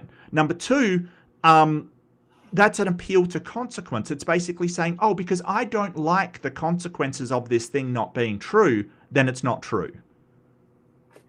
Well, it doesn't matter how you feel about it. It doesn't matter if the world is, doesn't have an objective morality to it because that's uncomfortable for you, or people could do whatever, or it doesn't make sense to you. That doesn't matter. What is and what isn't. And if there is no objective morality, to me, that makes our subjective moral systems so much more important. It's like somebody saying, well, if the law's not objective, people could just go and do whatever they want, out there kind of thing. Well, yeah, they can. And then the law catches up with them afterwards. It doesn't make it not important. Mm-hmm. I was just thinking with the argument from consequence. My monitor's broken. You two are both completely green, and it looks like a 1986 VGA monitor right now. But it's working well enough to do the show, so it's whatever. But it upsets me, and so therefore it can't be true. And yet here's my monitor still doing. It's ignoring my needs. How dare? Right, and that's the argument from consequence. Well, look. Yeah, look, my favorite color is green. So if I'm green on your monitor, that's good for me. Fair enough, but be warned. As the sages have foretold, it's not easy being green. Kermit. Mm-hmm. Such words of wisdom. Way more profound than the other guy who sounds like that. Yeah. Moral criticism is meaningless. It's just his opinion. Internally to the biblical worldview, it is consistent. God, by definition, commits no moral error. That's not a weakness. That's a strength in the Christian worldview. Which definition? I've read this thing a couple of times. I can see like post-flood, for example, where the flood itself, God regretted making humans and so decided to wipe out the world. Was it a moral error before when he made humans, or was it a moral error after? And then he regrets the flood, and his all-powerful ass doesn't use his all-powerful capabilities to undo it. Instead, he puts a fucking rainbow in the sky and says, here, have some colors. I promise I won't murder you again. By flood. Some terms and conditions apply. Like, what do you mean he's incapable of moral error? He says he's capable of moral error. Don't worry, he's gonna burn you with the fire from the sky later. Yeah. So he's just gonna go the opposite direction. Well, it's just a definition trick. Joel's just doing a definition trick. He's saying, well, whatever God does is moral, so God makes no moral errors. Well, yeah, if you define everything he does as moral, of course he makes no moral errors. If I define everything I do as moral, I'll say, hey, I've made no moral errors. I've stolen and done all of these horrible things, but everything I do is moral. It's just a definition trick. That's all it is. It's just a word trick. Isn't that the divine command theory? Yes. Like, it's just as long as God commands it, then that makes it moral.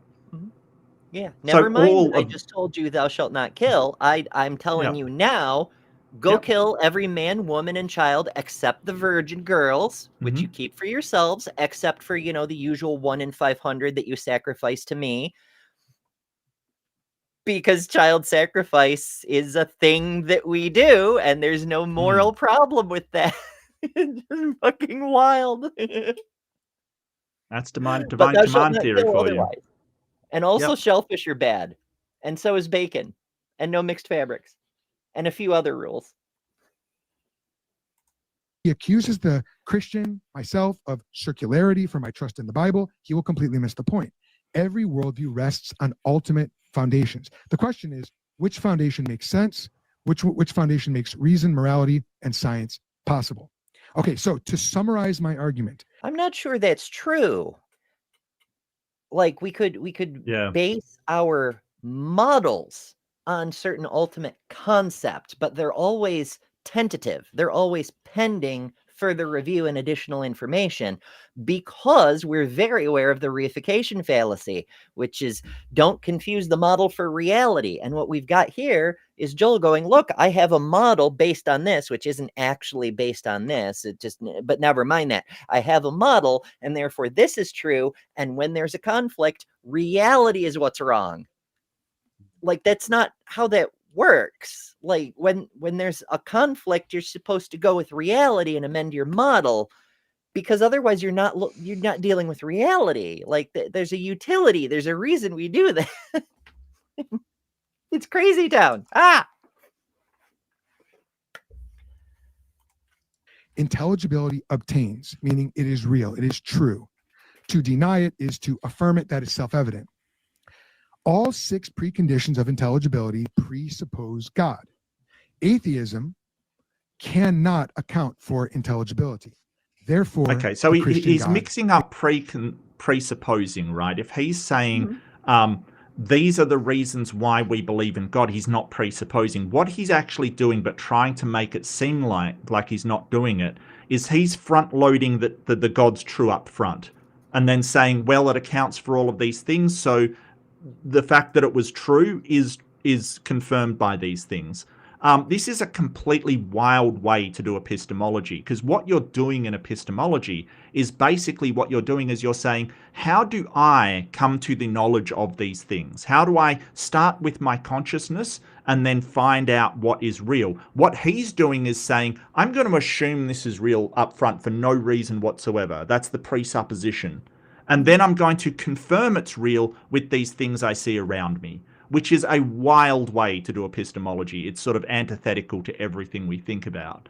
Wow, you could do the same with literally anything. Like, I could presuppose a magic unicorn, and look, the laws of logic, maths, all of this stuff support the magic unicorn because it accounts for it. Of course it does. Of course it's going to. Yeah.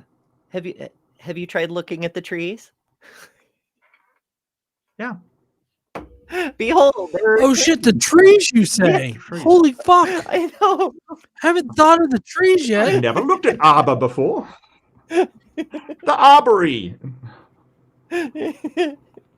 Does that make us arbarians? Maybe. Exists. Thank you for your time. Thank you for your attention. I look forward to our debate. Oh, thank you for stopping. Thank you. Okay, 7 minutes. Holy shit. Yeah, I'm only noting the time so we know about how long your opening will be. Assuming they're about the same. 7-8 minutes, somewhere around there. yeah. But I don't think you go the entire time.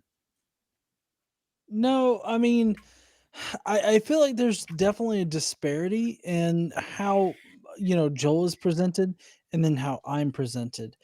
And like, Joel's presented in a very positive light, and then I'm just sort of nonchalantly like presented. And I feel like that there's a massive disparity there that kind of maybe shows a bias, but I mean, I don't know, maybe I'm listening too much into it.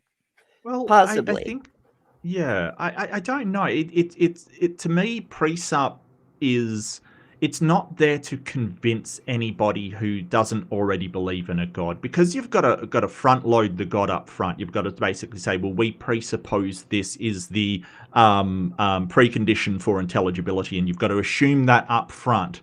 It will not convince atheists. It's not designed to.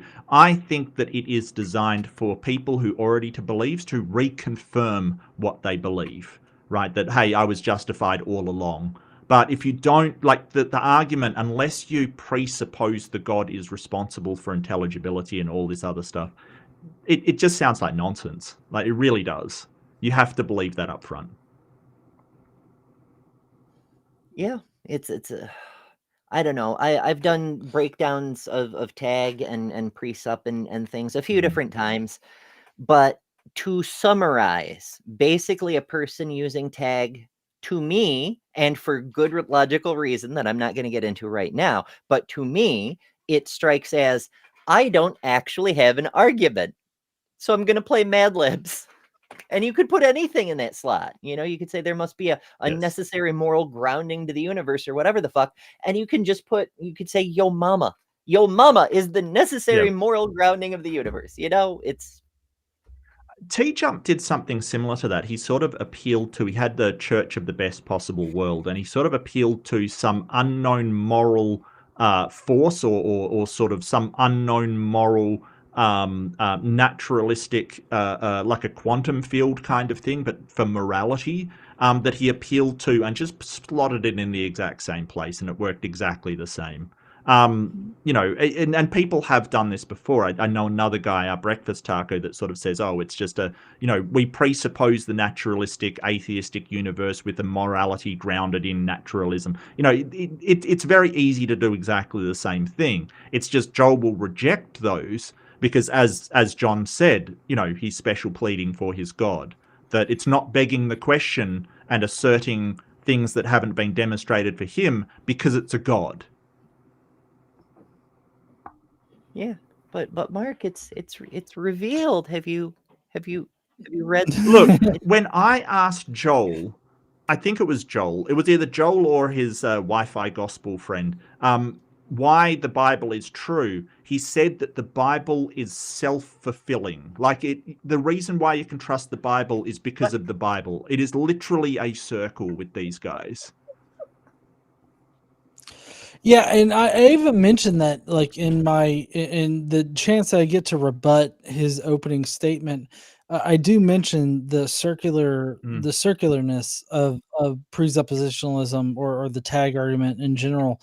But like, I just want to point out that Alex or Wi-Fi Gospel is the one that's running the stream for Joel there, and like, I had to do, like, on my own version of it, like I had to do like a bunch of like sound correction on it because like they had like his voice wasn't matching up with what's being like said on screen and everything, like so I was trying to match things between like two different streams and everything. So like he's definitely very deeply integrated with Alex or Wi-Fi Gospel, and they just run the exact same argument. So it's like I knew exactly what they were going to say, but I thought that it would be more powerful, and I guess you'll see this here in a little bit. But I thought it would be more powerful to just be like, we have like explanations for this. These are the concepts that explain it. I'm going to go on and actually address the question of the debate. And you know, some people think that was a good idea. Some people don't. I don't know. I don't mean to sound like Donald Trump when I say that, but it's like, you know, it's like, you know, people have just different opinions about how to address it. Yeah, like, I mean, you know, talking about the thing that's the subject of the debate, to me, seems like a better strategy than declaring things and not ever talking about the subject of the debate. He didn't even get to the Christian God. No. Not at all. Like in his entire debate, it was just about establishing that some asshole exists that controls everything. Like that's it. That's the only thing that he established. And like he never gets close to a Christian God. He just asserts it as if it's just supposed to be some kind of foregone conclusion. And like it's not. Yeah. And that's what precepts do. It is a foregone. That is literally what precept is. It's a foregone conclusion. That's literally what it is. Yeah. Which is why there's no point talking to them, because like they ultimately it is the circle. It's premise one, God exists, and everything else is built on that. And so there's no point even talking to them, because they walk in with premise one being their damn conclusion.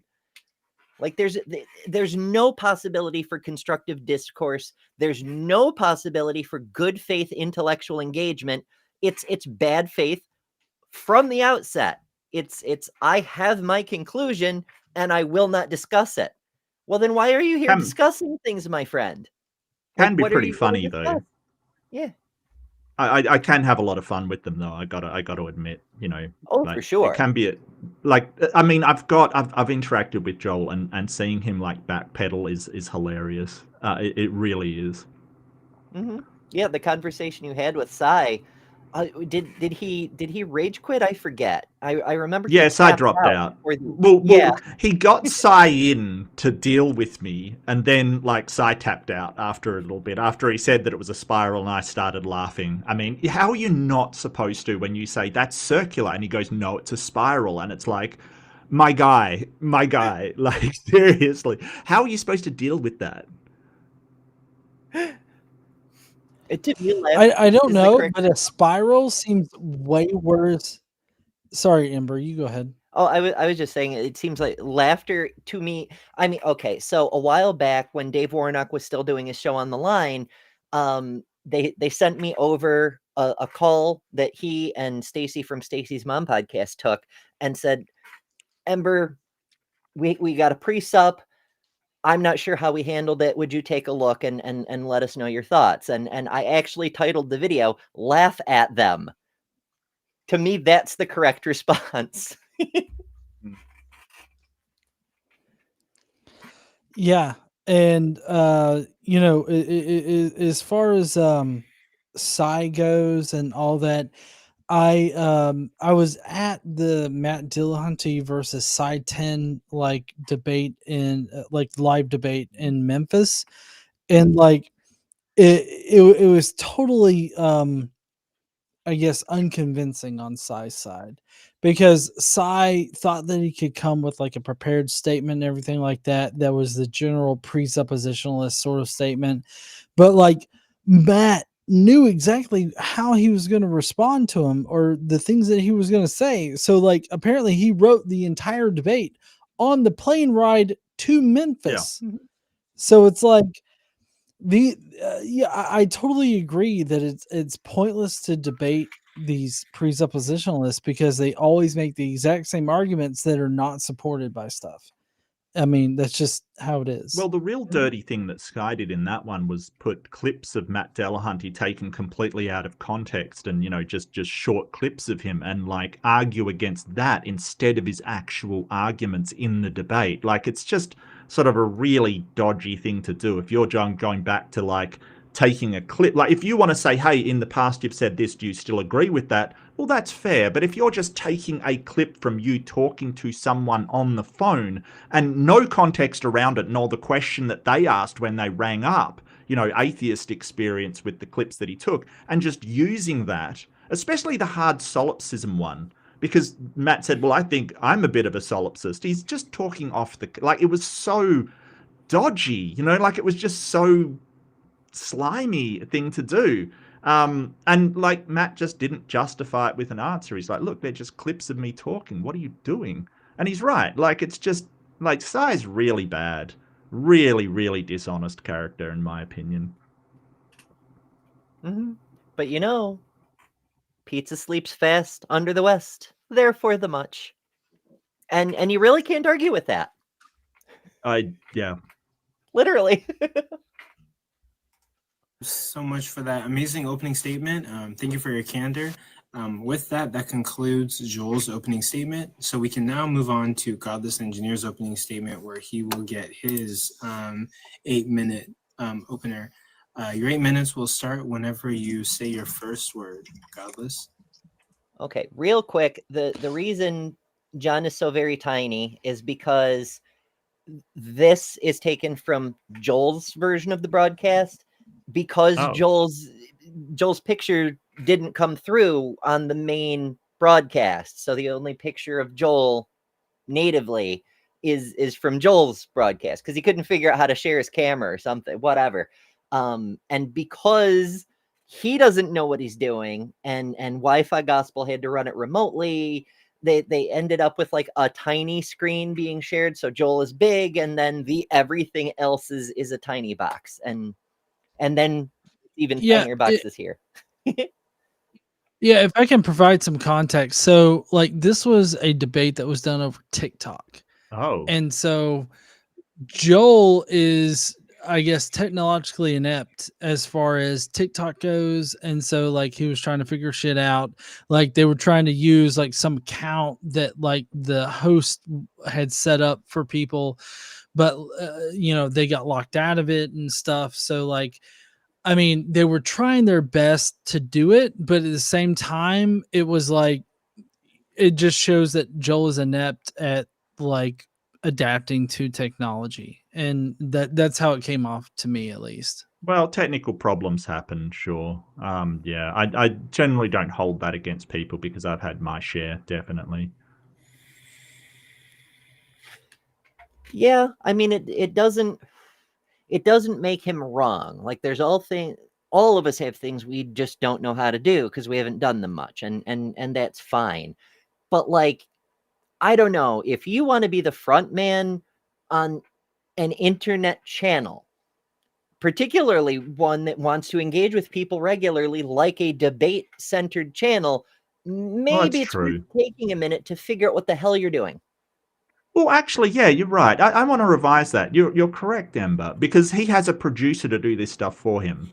Right, we're doing this stuff just us throwing it together like absolute apes on the internet, which we are. But like, we're just tossing whatever in and doing our own stuff. He's got a literal producer doing stuff for him. So yeah, that does change situation. You're right, Ember. You're right.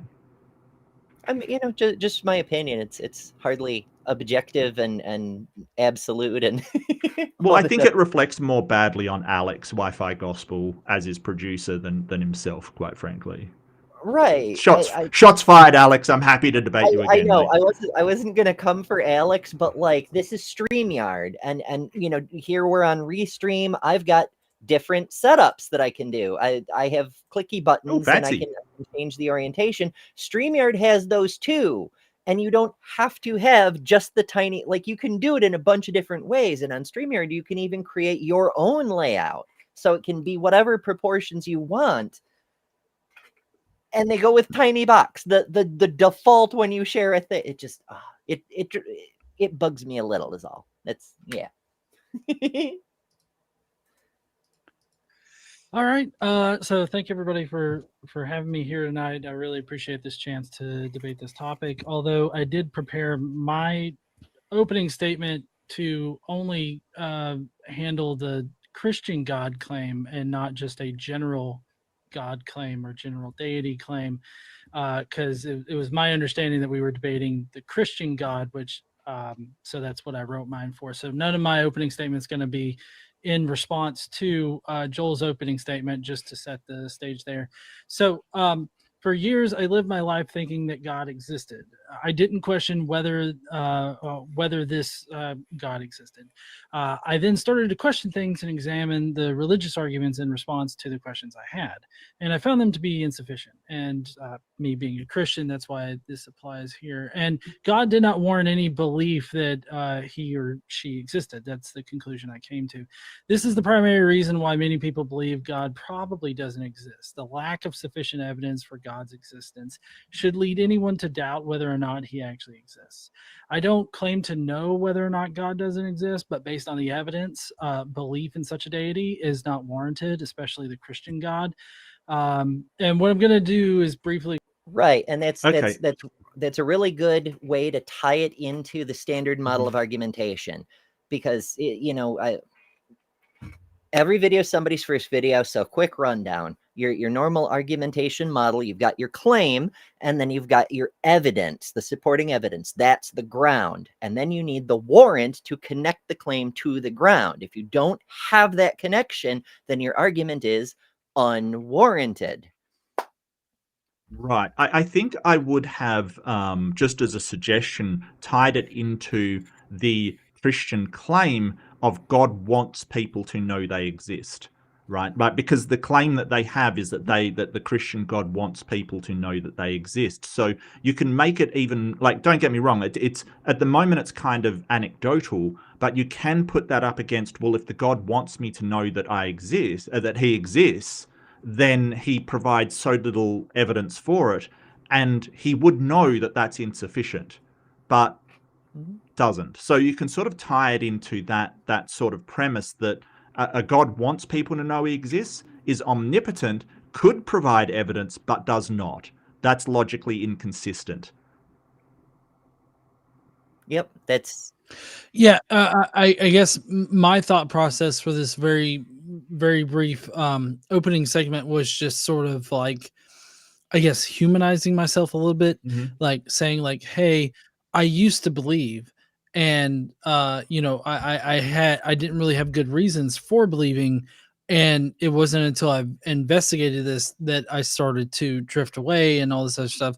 So like, I'm convinced away because of the lack of evidence, I guess, is kind of how I was wanting to approach this, at least initially, before I get into like my main arguments. Well, that's fine, and humanizing is great. That's why, you know, they suggest trying to make a joke at the start, and there's some other stuff around that. But you know, just be caution of, well, this is just anecdotal evidence kind of thing, because even if you had an experience that you thought there was a God and deconverted, it's not, it isn't really tying that bow on, well, this is good evidence that doesn't exist, because that is just an anecdote. But if you can tie it into, well, the God wants me to know that it exists, and going through life I get a lot of evidence that it doesn't, that's contradictory for an omnipotent, omniscient, omnipresent God.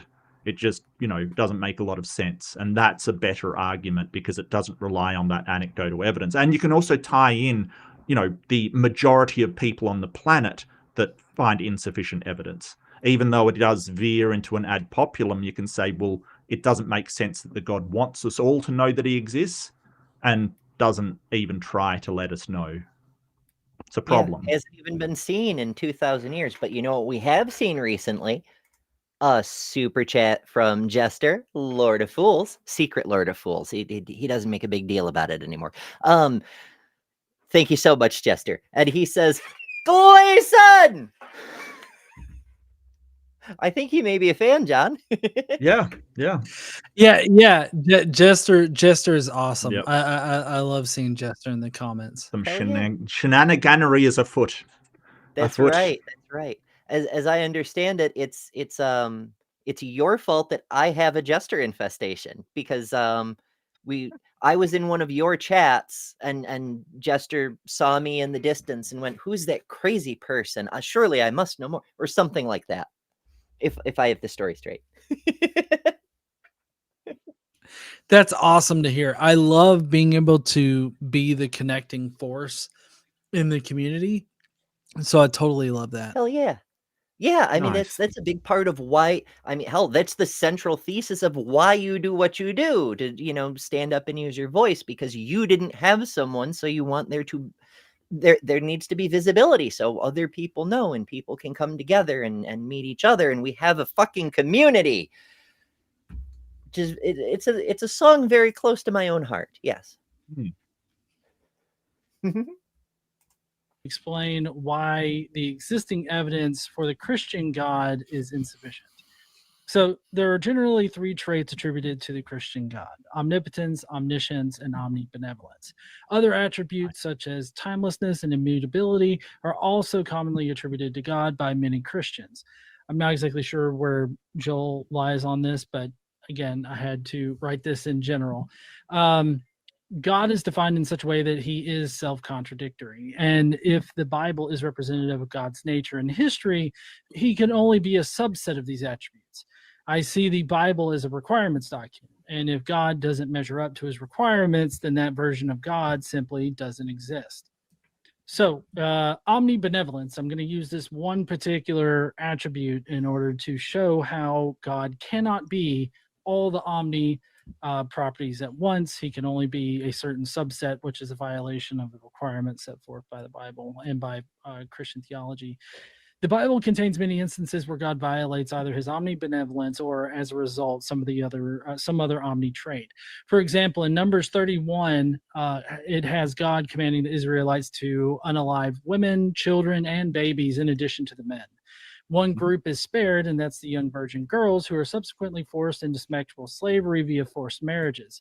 So if God is omnipotent and omniscient, then he could have done something more humane, and he knew what he could have done, but chose to slaughter women, children, and babies. And for right, like we were talking a bit about this earlier, but also like so many other instances, you know, another person in the community that many of us found through your channel was Eric from Skeptics and Scoundrels, who famously posited to Gospelologian Joel Ensley, could God not kill children? Being all-powerful, why did he have to do the flood the way he did? Right. And, on top of that, if you as a God, being all-powerful and all the things, if you did the same thing he did and just killed one less child, you are more moral than the supposedly a pinnacle of morality in being form, albeit timeless and spaceless and all that. And it's, no, this is a good argument. It forces Joel to either say, well, he couldn't do that, it had to be that way, or that was a good thing, which is usually what they rest in, which is, it's an excuse, but it's also horrific to see live, when somebody goes, oh, well, no, those babies went straight to heaven, it was a good thing that they died in the flood. It's like, okay, now that's horrific. It actually works very well, so I do like this one. That's my cue to play the very brief supercut of apologists saying horrific things. It's only 42 seconds. I'm still adding clips as I find them. If you find a cool clip, send it to me. But anyway, here we go.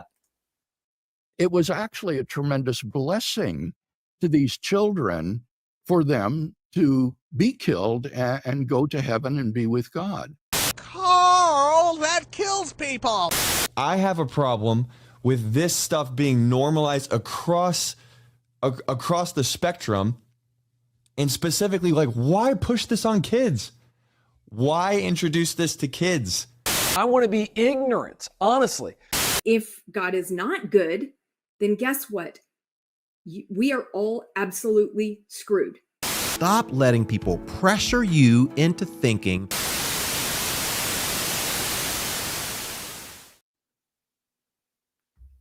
I think some of those were taken out of context, but very funny, yes. Not all that much. Like the one I love that. The most out of context is Alan Parr, because it looks like there's more sentence, but the thing is there isn't. Like I was on Really? the Humanity Live the other night, and that's from a short. He cuts right after thinking. There is no more to that sentence. Wow. I mean, and I think that you should add to that. Well, I mean, maybe not, because it's pretty much the exact same thing. But like, there's like an actual college lecture that William Lane Craig is giving, where he talks about how the best thing for the pagan children of the Midianites is to be killed. Yeah. And like, that's the best outcome for them, because like they won't grow up like worshiping some other god. They'll just immediately be killed. Yep. And like, it's so radical to me to think that people are like, yeah, it's better to die than to like have a different faith. Yep. Like, what the fuck are you talking about? Yeah, absolutely. And I've seen that one, and it is horrifying. So that's, and a lot of this was, done in various debates where you get them in this corner where they have to admit that all the horrific stuff in the Bible is a good thing. And, that's part of, I hope you go on to the problem of evil, but, even just setting this up as you've got to defend this action by God, even though it is repugnant to all of us. Mm-hmm. Yeah. It's great. What's that phrase? If you can be made to believe absurdities, you can be made to commit atrocities. Yeah. It's not quite right, but it's close. But it is quite right. A super chat from Left-Handed Jedi for $20. Thank you very much, Jedi. Yeah. Woohoo. And Jedi says, I stand by my hypothesis that if God is timeless, spaceless, and all that jazz, it is by definition a Lovecraftian horror like Azathoth. Which is a mouthful to say. I'm such a nerd, I wanted to say Azeroth. It's a Isn't World of Warcraft thing. World of Warcraft. Yeah. But thank you, Jedi. And also, Miranda Rensberger sending $10 to remind us, thank you, Miranda, that you could add some Joel Webben to the Apologist Being Terrible montage. Literally, every time he opens his mouth, something horrific comes out. That's Haven't heard of fun. that guy. I don't recognize the name, but I'm not sure. He's a horrible Christian nationalist that's Ugh. like, he literally went on a podcast and he was like, there were people of other faiths at the pool, and I don't know how to explain that to my children. Oh, he's pulling a Snoop Dogg. There were gay people in the movie I watched. Oh, Oh, this guy sounds no. like a nightmare. Yeah. Whatever shall I He do? is. He literally is. And like that's mainstream right-wing propaganda right now Yeah. in America, and it's scary.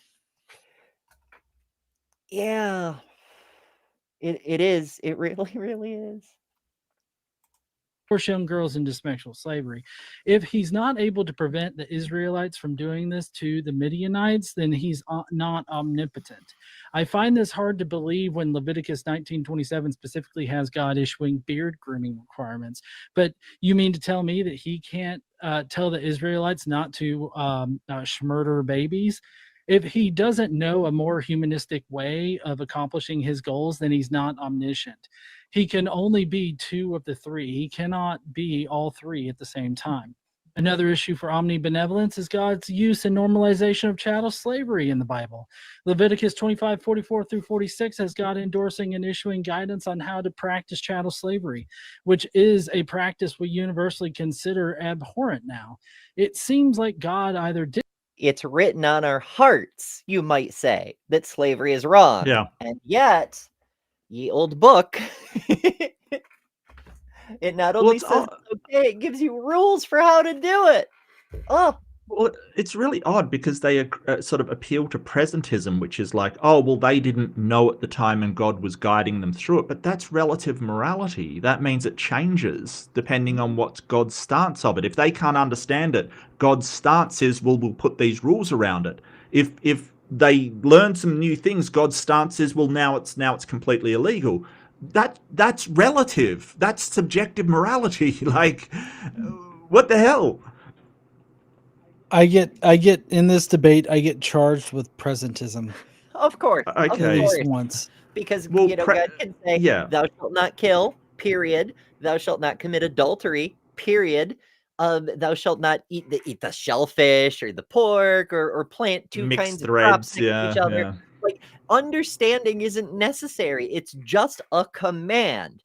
But for some reason, for slavery, that's too much to ask. I mean, what about the economy, though? Well, not practicing slavery in this economy? Exactly. Have you seen the price of whips? I mean, never mind that.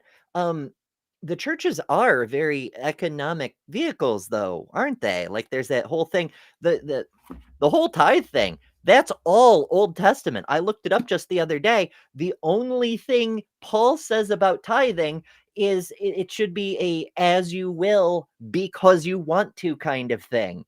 God loves a cheerful giver, Paul says. So that's all Old Testament. Yahweh was all like 10%, bitches, or get out. But you know who else is a fan of tithing? Jester, Lord of Fools, who sends $5. Thank you so much, Jester. And says farmers are asking for bailouts to the issues they voted to have. Yeah, they voted to have. They voted to have. Anywho, been looking forward to seeing 3 of my favorites in one damn stream. It's an unholy trinity up in here. Yeah, this definitely is a damned stream according to the Christians. Absolutely, we're thrice damned over here. Oh, I need a different background. I should have got us like a burning in hell kind of thing. Sadly, at the moment, I've only got the moving at light speed or the not moving at light speed. I mean, we could do the feminism background. That's a pretty one, but it really doesn't suit the debate. So we'll stick with space for right now. know this was a disgusting practice, which nixes omniscience, or he didn't see it as an inhumane practice, which nixes omnibenevolence, or he was unable to issue a command to not partake in slavery, which nixes omnipotence. Considering that in Deuteronomy 22:8, God essentially plays an ancient OSHA inspector requiring guardrails on rooftops, you would think he'd be able to tell the Israelites not to keep chattel slaves. Again, God cannot be all three Omni properties at once. At best, he can be two of them. God also seems not to understand that women are not property. Even in his supposed 10 commandments, he lists women as property amongst chattel slaves. He built his chosen people from the descendants of Jacob, who later became known as, later became known as Israel. Jacob purchased 2 daughters of Laban and then proceeded to grape their servant girls and force them to give birth to some of the tribes of Israel, in addition to both Leah and Rachel giving him children. If God were omniscient, omnibenevolent, and omnipotent, he would know that this is human trafficking, rape, and sexual slavery. And he'd know how to prevent all 3 of these human rights violations. He would also have the ability and authority to expect Jacob to follow his demands. Instead, God naked wrestled him in the desert and renames him to Israel to create his favored race of people. Now, on to the Bible as the Word of God. Another claim generally made by Christians is that the Bible is the Word of God or is directly inspired by God. That cannot be the case if God is omniscient. The Bible is not a reliable... Minor note, but that also cannot be the case if the Christian God is true, because we have 4 Gospels, and they all tell different versions of the story. Some of them contradictory, like is the door open when the women arrive, or is it closed? How many angels are there? Are there any angels? Etc. We've all heard the litany of contradictions, and if it is inspired by an all-knowing, infallible, incapable of error being who is also omnipotent and therefore has the power to do exactly what he wills, then either those errors are there on purpose, or he's not able to, it isn't inspired. It's just, no, either way, it doesn't work. Christianity rules itself out on that premise alone.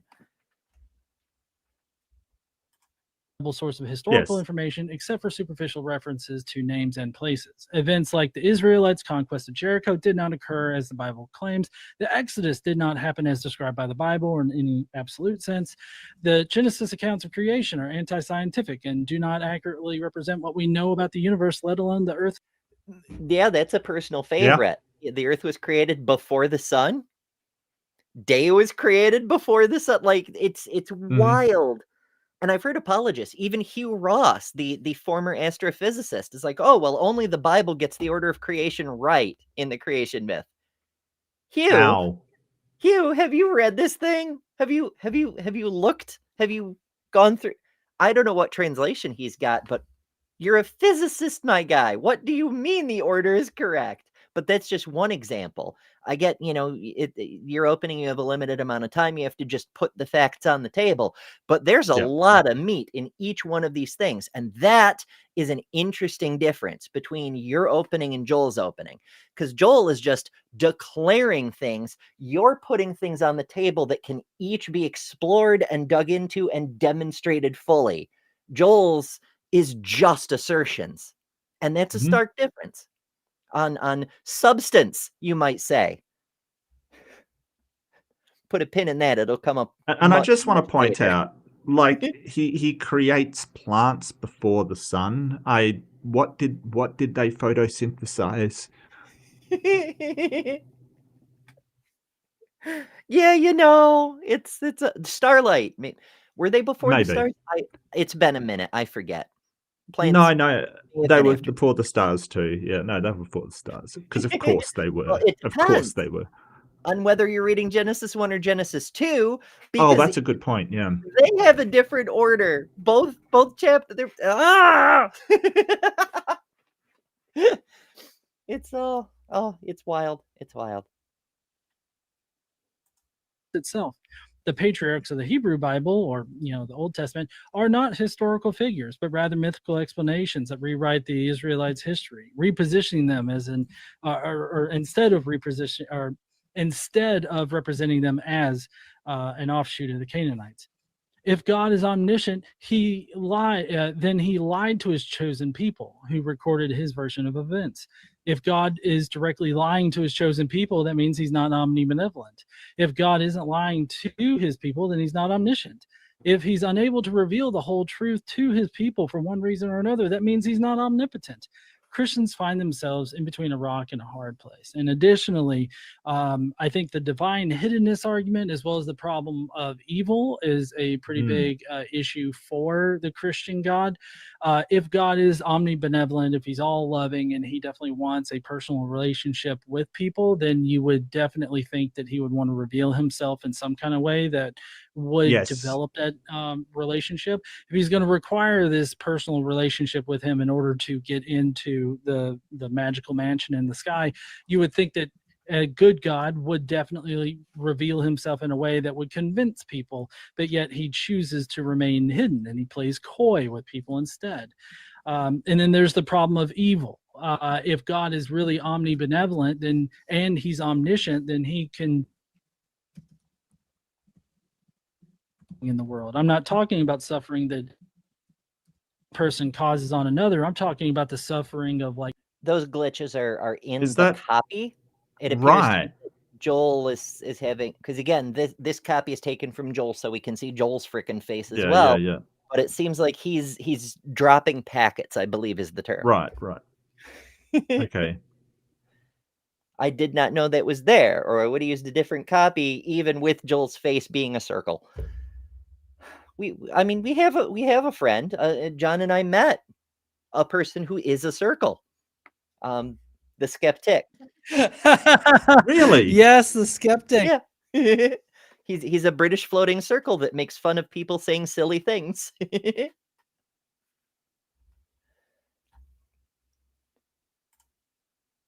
Oh, I didn't catch your audio there, Mark. You're still out. Are you muted?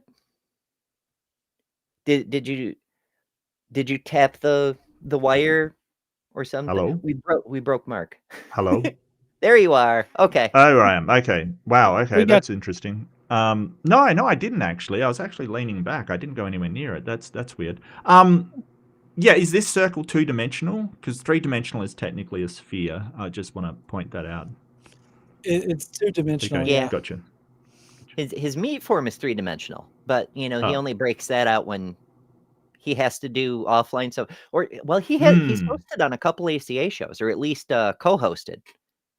I forget which, but it's not important right now. I really got to get him on the Atheist Experience, because like, I don't know. I feel like, just about anybody's good enough to be on the Atheist Experience, especially though, skeptic. Like, he's great. Yeah, well, I try to judge people by their arguments and not by their geometry. Just saying. I mean, he does make circular arguments definitionally. I do got to go and use the restroom real quick, but I want you guys to watch like the rest of my opening and everything. I'm trying not to like affect y'all's opinion or whatnot about like my opening too much, so I'll be right back. Okay. All right, cool, mate. And Miranda's pointing out he was also on Holy Spirits. Yes, that's oh, cool. Holy Spirits is another fun show. Dr. Ben, whom you may recall from various call-in shows, as well as his own Medical Myths program, set up Holy Spirits. It's like Drunk History, but with holy stories, and it's great. It's hilarious. It's wonderful. Mods, feel free to drop a link to that so people can find it.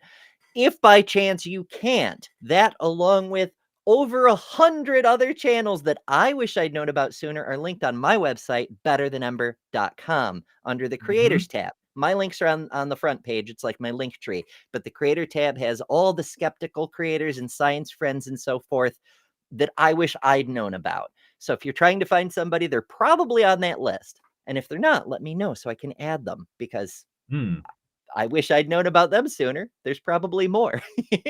The who's who of skepticism. Yeah. That's right. I'm trying to, have a useful resource for the community.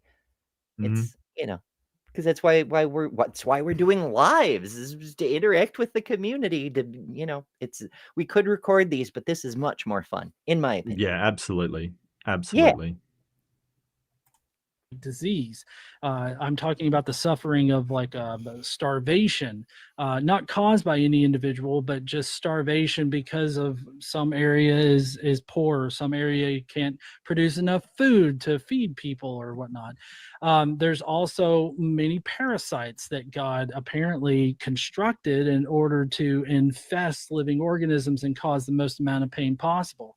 So it seems like the problem of suffering and evil, this unnecessary and unhuman or non-human caused suffering, that should be something that God could easily solve. But he's either not omnipotent, not omniscient, or not omnibenevolent.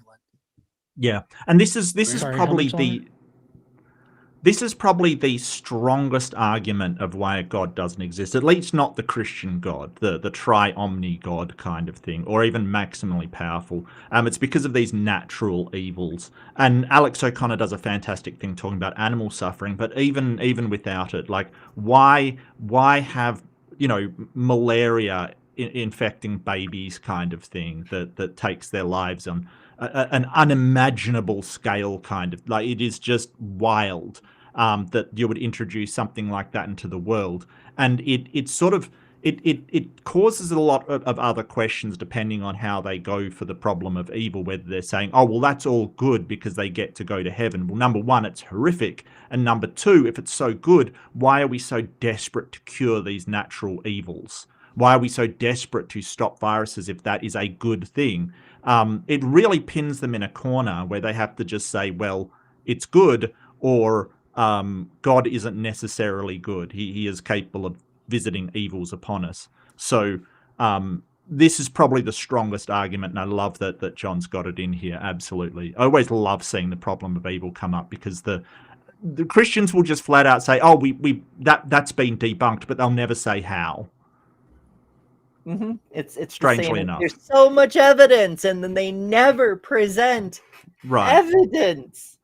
It drives me bonkers. I've been at this for about 3 years now, and I have heard, if I had a nickel for every time I've heard there's so much evidence, I wouldn't have to monetize my channel. I'd just be rich, but I have yet to see the evidence they speak of. Yeah.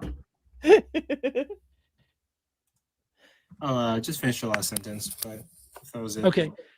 Yeah, and I guess that'll be it. My main target here was analyzing the requirements for the Christian God being all these omni traits, and just simply analyzing the omni traits. God seems to fail his requirements. Okay, and then we'll cut it there. So that will be the two openers for both of the contestants. We're now going to move on to 5. Okay, so that concludes the openings. My thoughts we mostly covered as we went along. Overall, GE dropped a whole lot of substance with some meat that you can dig into. Joel made a whole lot of claims that fall apart immediately upon any scrutiny at all. Maybe I'm biased, but that's how it looks to me. Well, it only works for Joel if you presuppose a God up front. If you're presupposing that God already exists, that's the only way that Presupp works. If you're going from how do we know this God actually exists, or is the foundations of intelligibility, it falls over completely, because there's no way we can test that. There's no way we can falsify it. There's no way for anybody to investigate that at all. It's just a claim that you have to believe is true up front. And that's the real weak point of his thing. How do you know it's a God is doing this? Well, I presuppose it. I reject your presupposition. Yeah. You have to justify it. Yeah, and that's the thing they don't seem to understand, is like we use presuppositions to save time, right? Like, correct. We don't want to have to take an hour-long debate and use 45 minutes of it to justify why we consider our vision reliable. So we just presuppose that for the sake of argument. But if we have to, we can do that. Like, anything that's presupposed isn't just arbitrary. It's done to save time, as a convenience, as a convention, but it can be demonstrated. So this whole presuppositional position of Christianity, where we just assume our thing is true because we say so, that's not a valid presupposition, because it has to be demonstrable. I talked till I'm blue in the face about that thing, but it keeps happening.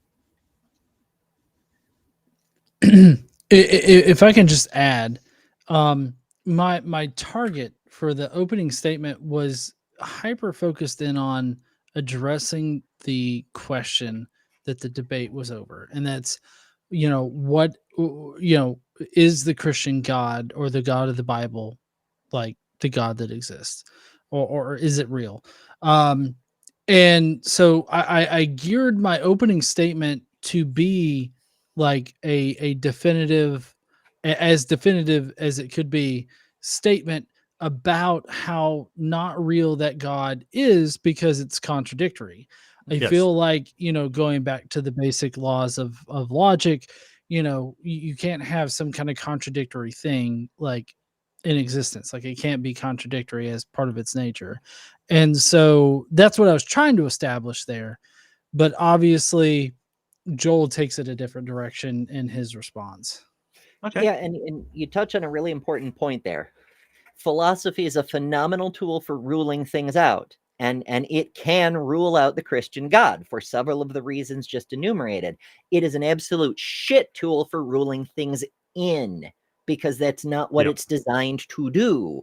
It's the best you're going to get trying to misuse it in that fashion is, well, you can't prove it doesn't, which that works for fucking anything. The Blarney Stone and Magic Universe creating pixies, and also it's logically possible insofar as it's not impossible on logic alone. Once you factor in science or physics, it becomes impossible immediately. But on logic alone, it's not impossible.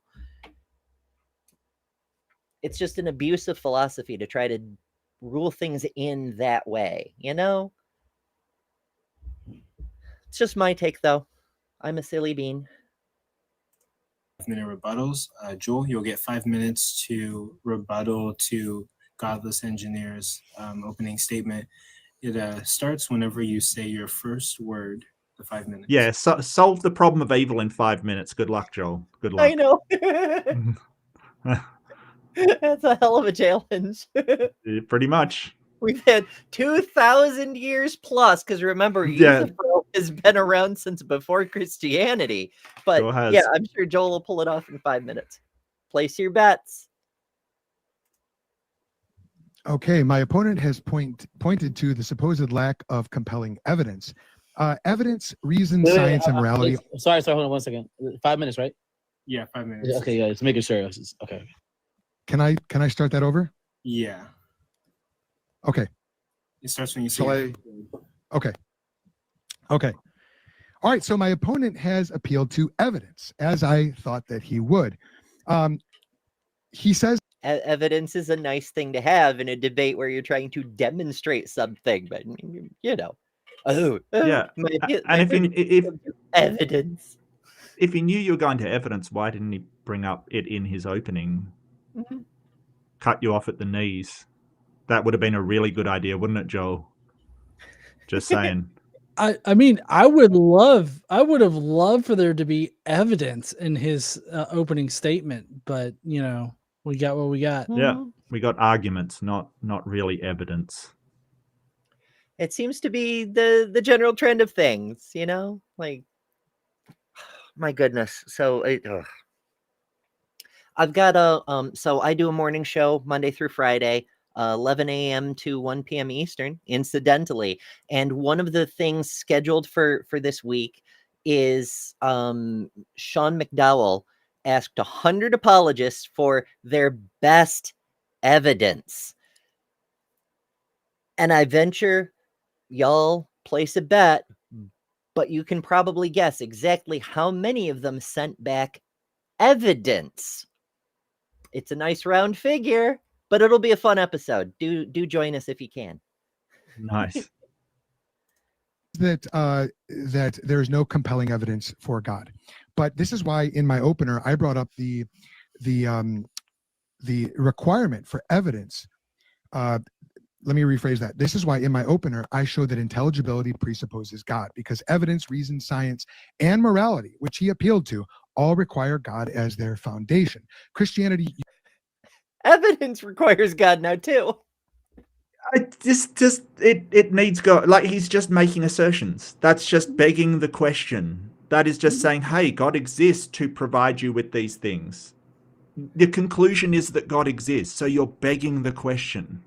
You're literally assuming the truth of that statement without actually demonstrating its validity or soundness. Like, what the hell is he doing? Precept. He's doing precept. I shouldn't ask that question. I mean, well, as our lawyer friend Mr. Anderson often points out, a good lawyer only asks questions they already know the answer to. You would be a good lawyer. You already knew the answer to your question. Absolutely, absolutely. Yeah, I mean, you know who else knows the answer to their own question? Jester, who sends a $5 super chat. Thank you, Jester.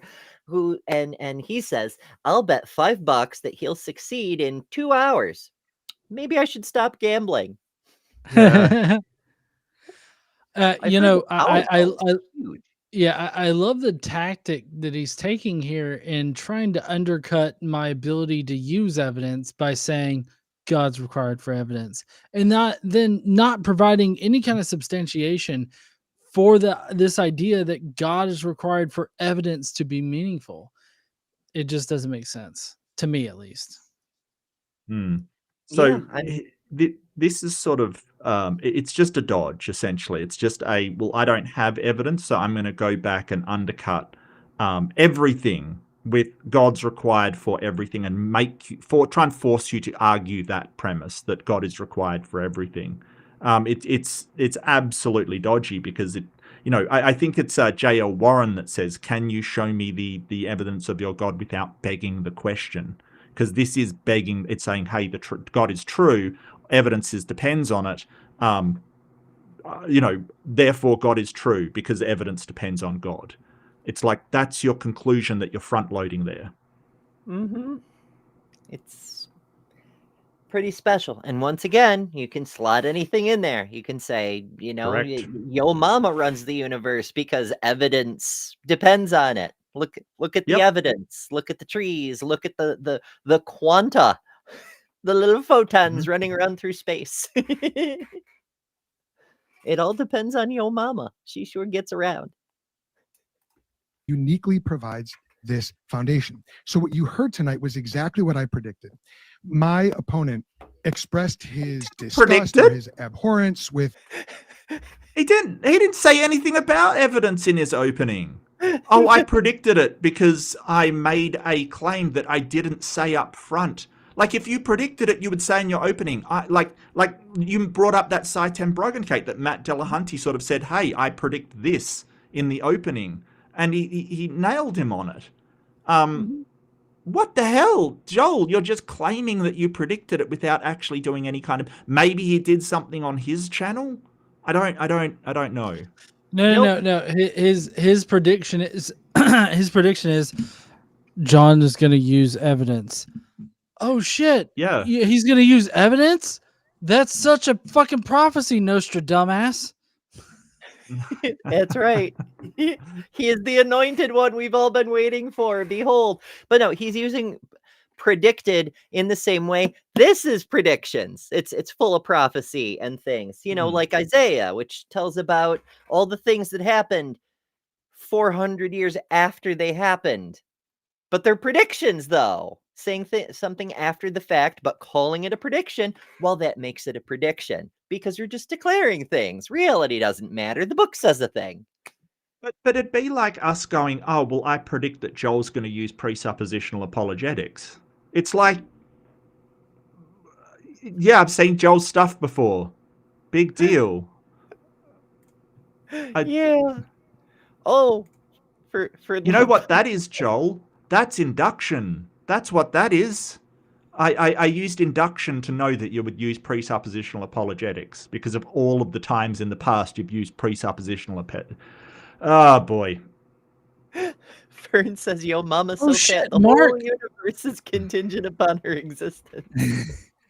Oh shit, Mark, are you Nostradamus too? There's No, I'm Nostradamus too. That's what I am. I'm Nostradamus too.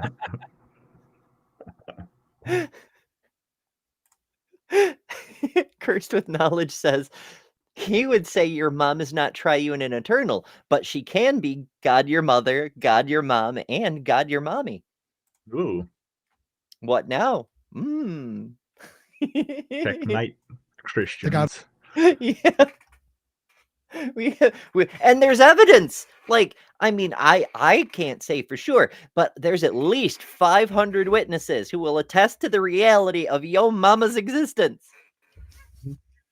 The Bible. Let me just say that my opponent's personal feelings about God or about what God does are completely irrelevant to the actual nature of our discussion tonight. And I want the judges, the audience, and my opponent to understand this. Your feelings do not constitute an argument. If you say belief in God. Okay, when did you appeal to your feelings? I don't. Right? Like, no one's saying they are, but also him being the arbiter of what constitutes an argument after that shit show of an opening.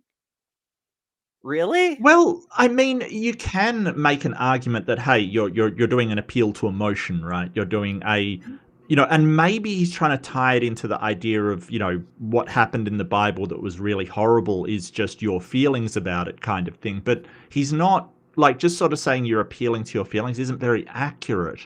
I don't. That's weird. That's very weird. What's he talking about? Because it was based upon a lack of evidence, problem of evil, immorality in the Bible. I mean, it's not your feelings that it's immoral. It's that it violates nearly everybody's concept of morality, like that this is immoral. And he could say, hey, that's just your feelings and your ideas about morality. But then the question would be, so that is moral? I don't know what he's talking about. I really don't. I'm struggling to find where your feelings were involved. Because, yeah, you did do sort of an anecdotal, well, I believed in the Bible and then I, didn't. But that's not your feelings. That's the lack of evidence problem. So I don't get what he's talking about unless it's that you're saying the immoral things are immoral and he's trying to say, well, that's just your feelings.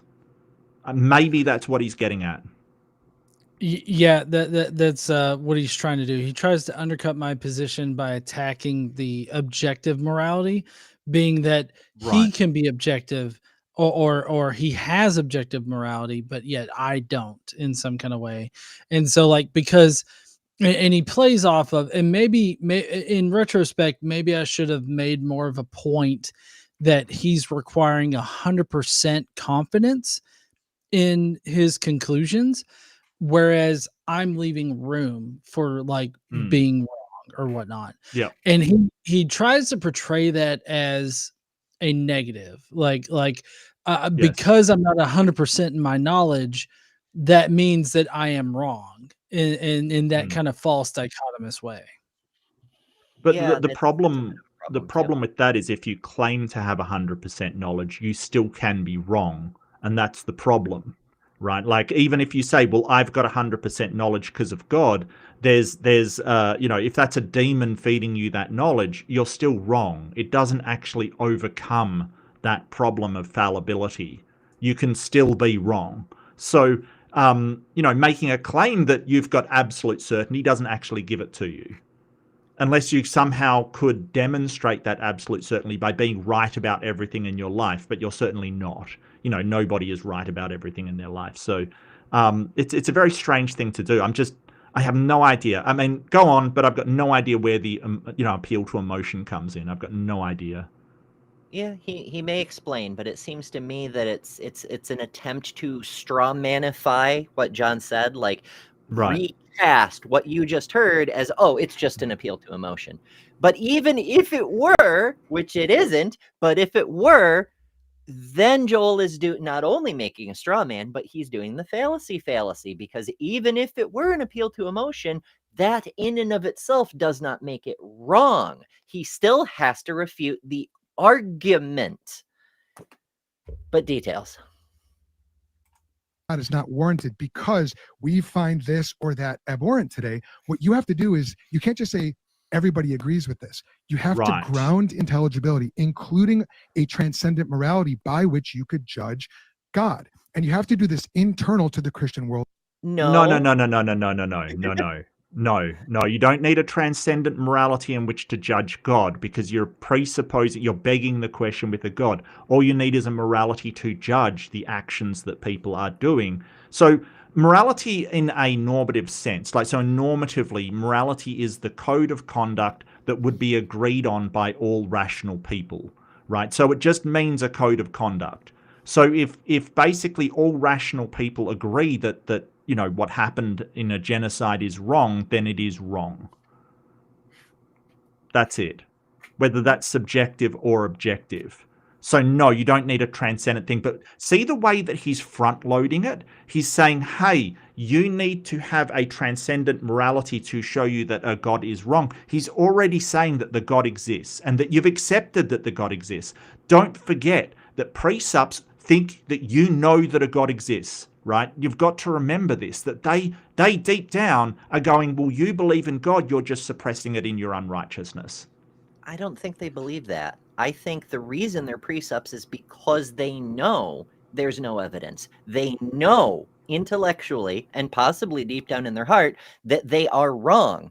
They're upfront admitting they have no argument. They can't demonstrate their claims. That's why they're precepts.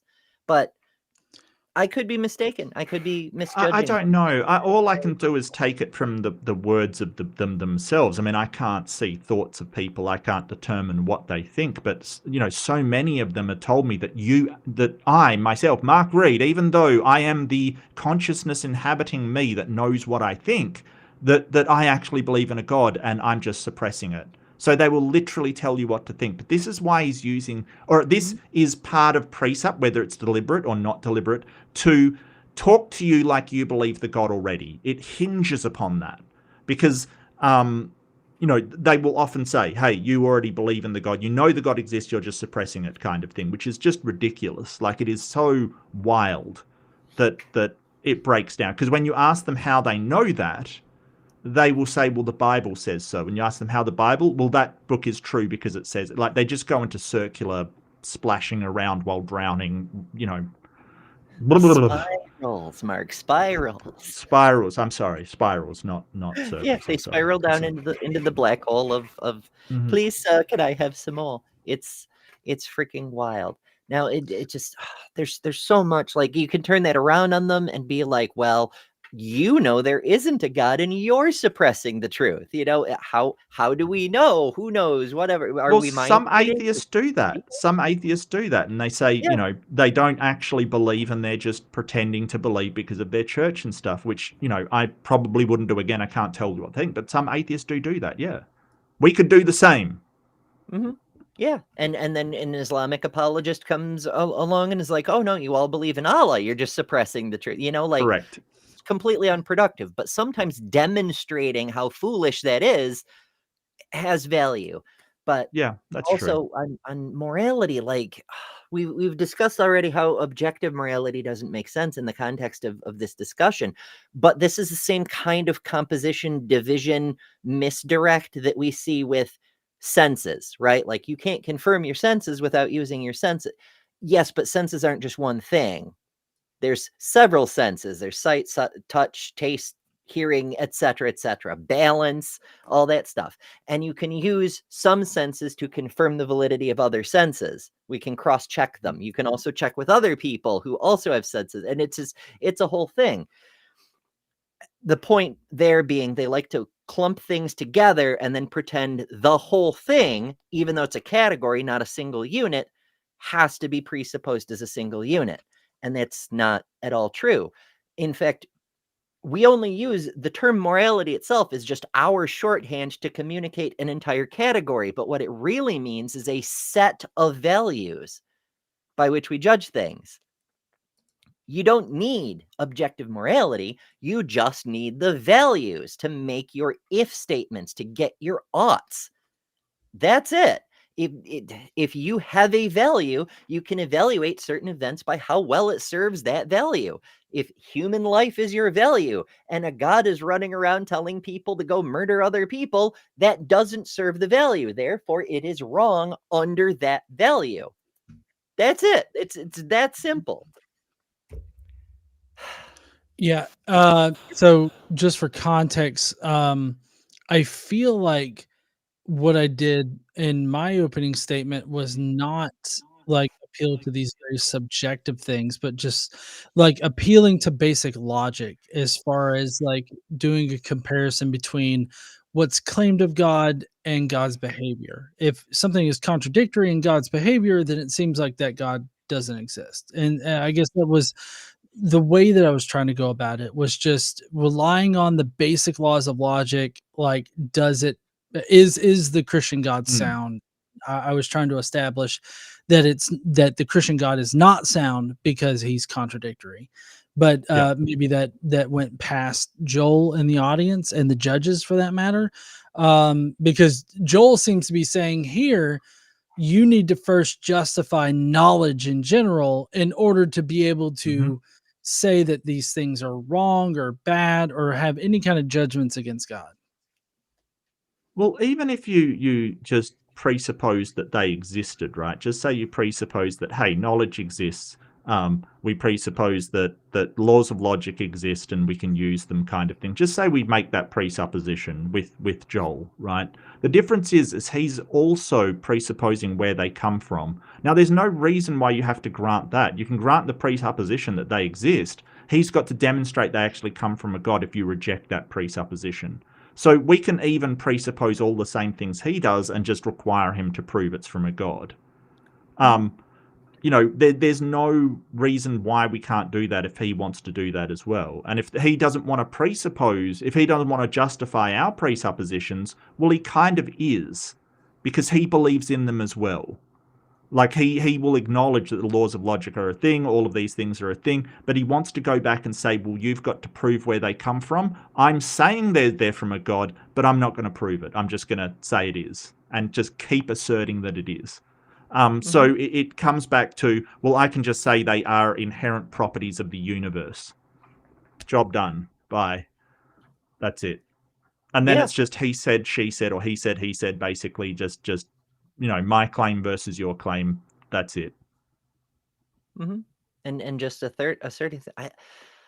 It breaks my brain that we live in a world where supposed professional debaters or even debate teachers, like Joel claims to be, think that just asserting things is a good way to argue. That's how you end up with Christian nationalists. That's how you end up with fascists, because we built a intellectual model where you can just declare things and never support them. So it doesn't matter what's true. It doesn't matter what experts who look into these things have to say about it. You just declare it, and that's all.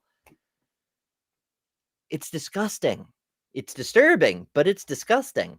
Well, look at the president. He just declares stuff to be true. He just declares that the country's going well economically. He declares that, COVID's going to end by the end of the week. He's going to declare all of these things. Like, where is the critical thinking to say, is what he is saying in fact true? Yeah. I mean, every time people bring up facts, he tends to fire them and replace them with people from the Heritage Foundation. Yeah. Alternative facts. Yeah, people that'll give them alternative facts. Yeah. Listen, guys, I know that it says that we lost a shit ton of jobs in June, but don't worry about that, because like everything else is up. Yeah, it sure is. Price of eggs, price of housing, price of gas. Oh, so many things are up. I can't even. But you're doing really well. You're doing you're doing better than you ever have. Like this is the gaslighting. Yeah. Listen, the global peace president has renamed the Department of Defense to be the Department of War, and I can't think of a better way to exemplify peace by It's 1984. War is peace. We've all read the book, Oh, John, could you check Discord for just a quick sec when you got a second, mate? No rush. Oh yeah, sure. Sorry, I wasn't paying attention to it. No rush. Continue on with what you were saying. I really want to hear it. Yeah. Oh, well, I was just gonna say that Casey, my wife, was like, that Donald Trump wants a Nobel Peace Prize. Like he's actually reached out to the committee for it. And it's like, hey, you gonna give us a Nobel Peace Prize? And I think that it's because Obama got one for his speeches. Yes. And like, it's just so funny that he's like, I want a Nobel Peace Prize. Also, Department of War, we're not going to support Ukraine. And also just fuck all the Palestinians. Like, I don't know why you think that you would get a peace prize for committing genocide, but this fucking rapist in office thinks that he deserves one. It's because he's transactional.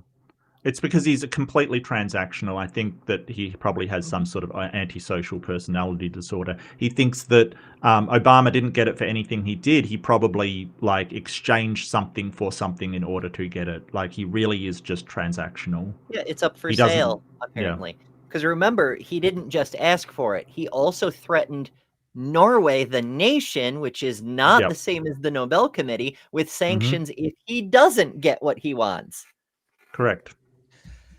Because that's how that works. I feel like Stormy Daniels definitely proved that he's transactional. Yeah. Yeah, my bad. It's Sweden, not Norway. My meat brain malfunctions from time to time because unlike God, I'm not infallible. But also remember that he recently blew up a fishing boat full of civilians of another nation.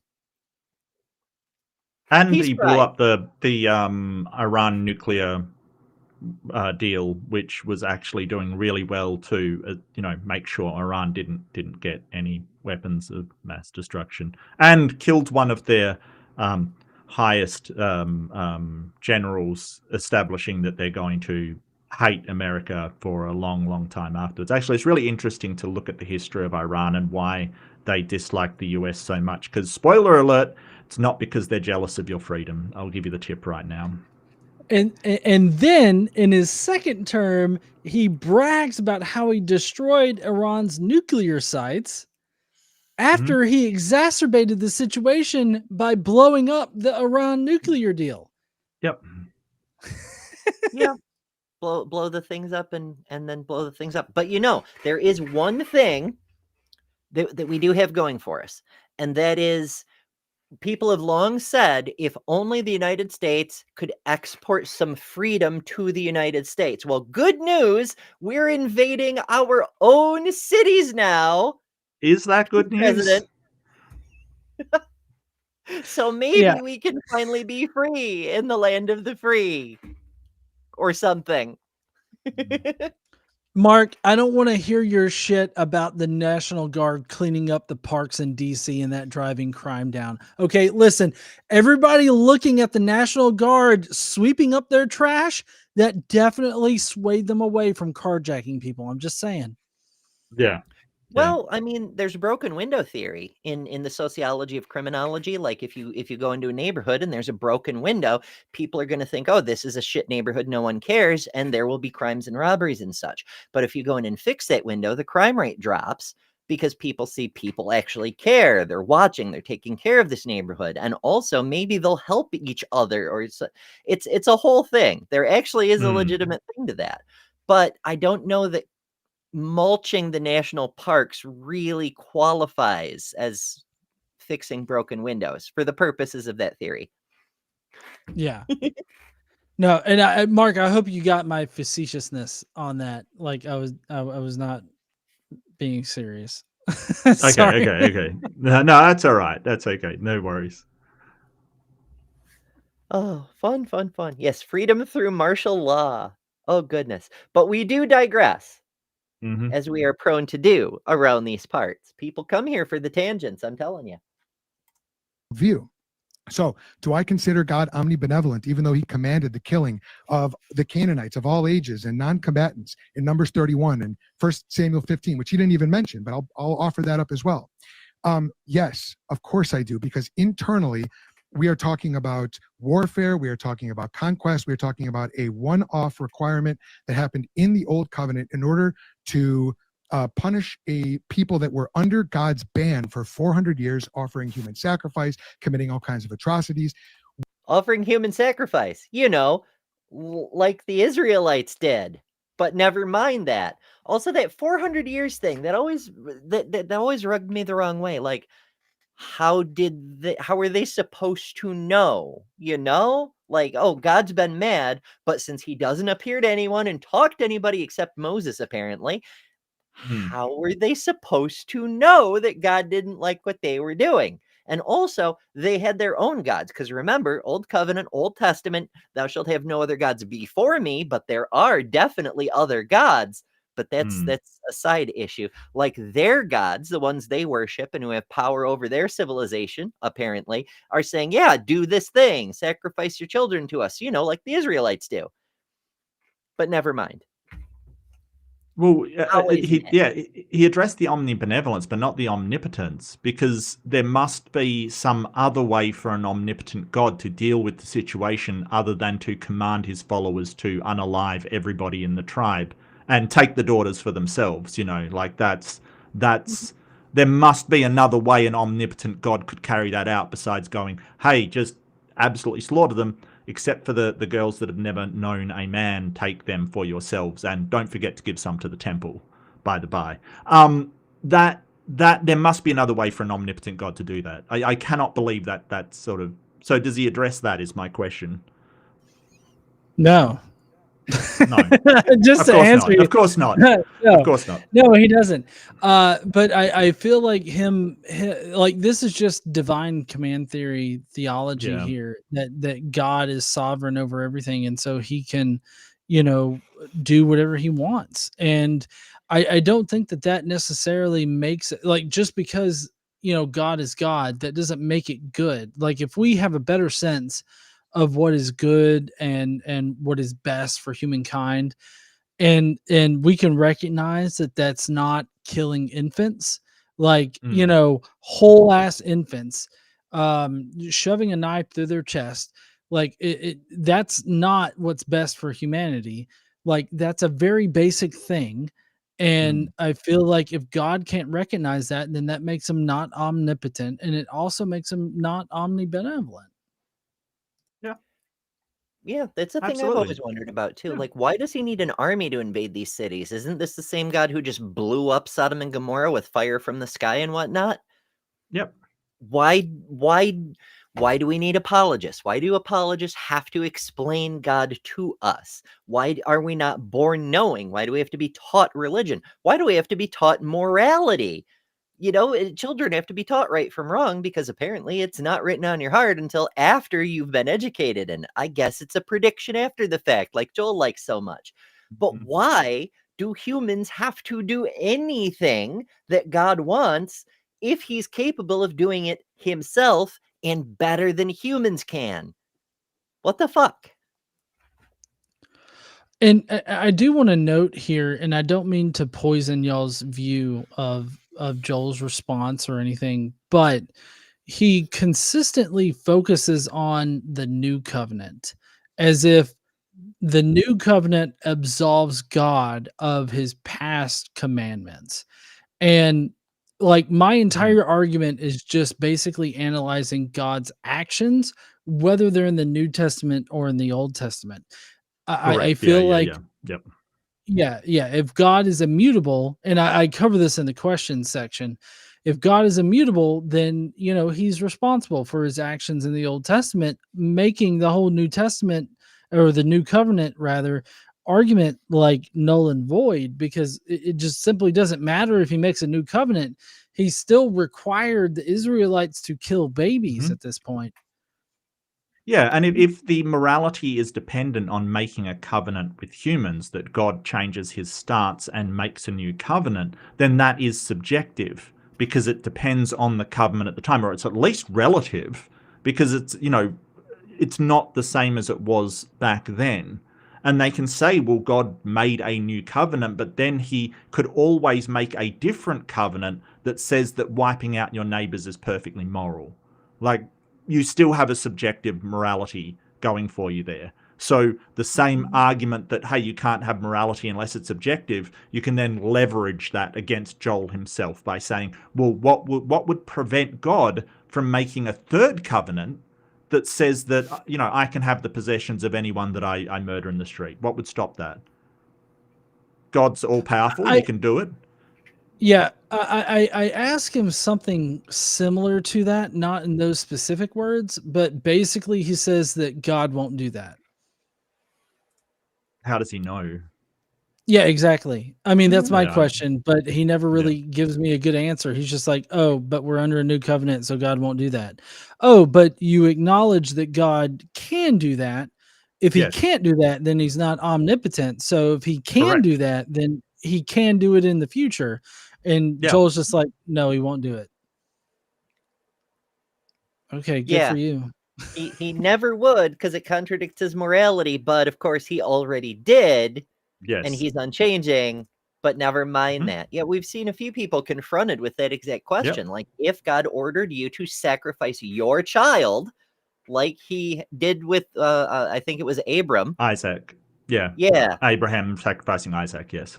Yeah. And the only answer we ever get is, oh, he wouldn't do that. He did do that. If you believe this thing, what do you mean he wouldn't do that? It's in keeping with his nature, which you say is unchanging. Well, I was in a morality debate with Jim Bob. I don't know why. I'm sorry, John. I don't know why I do these things. But he sort of said that, because I had the question, like, if God commanded you to kill a whole bunch of people or genocide, would you do it? And he was sort of, no. And then my question was, but that's God's commandment. God commanded you to do that. So would that be moral for you to do, or moral to refuse it? And so his answer was, well, I wouldn't do it, but it would be moral to follow what God says. So what's the difference, right? What's the difference? Yeah, it was really interesting. Very often we have a hard time even getting a definition of what the hell sin even is. I mean, God himself confesses to sin at a couple of points in here, but whatever, it's understood to be defiance of God's command. Correct. Is what I get from a lot of apologist types. And we'll just take that as its word. That's what Jesus is for. So when God tells you go kill a whole bunch of people, you can defy his command. You've committed a sin. Jesus, forgive me. Ta-da! You're good. You don't have to obey God because you've got Jesus dong in your mouth. Eck now. Get more Jesus. Amber, it's hard to say no when you've got Jesus dong in your mouth. I mean, it's true. Can you just imagine? Yeah, the old JCD. Yeah, yeah. Oh shit! Does that have a hole in it too? Wow. I couldn't resist.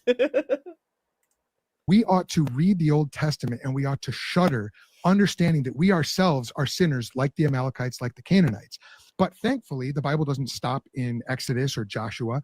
It progresses through to the New Testament, to the New Covenant. And in the New Covenant, we find... the New Covenant, the one that Jesus brought when he said, all the laws are still in force.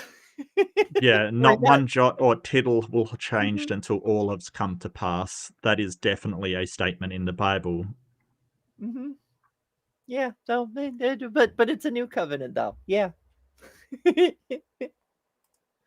That all of those questions in the Old Covenant are answered. Jesus Christ comes, and rather than turning the sword on his enemies or on the unborn, as secularists push for today, the sword, as it were, is turned on Jesus. Jesus is the God-man who dies for our sins.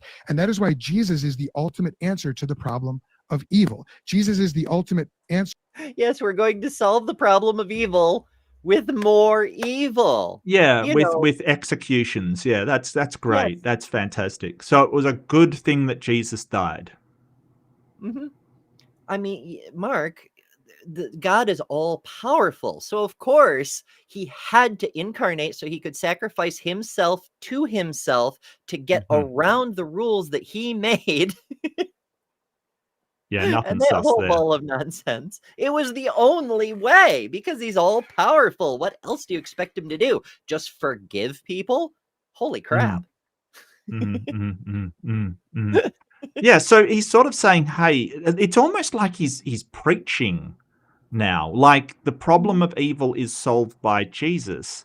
I'm trying to think how you would, like, the problem of evil is about suffering in the world. Why do good people suffer in this life? And he's sort of saying, but they don't suffer in the next life.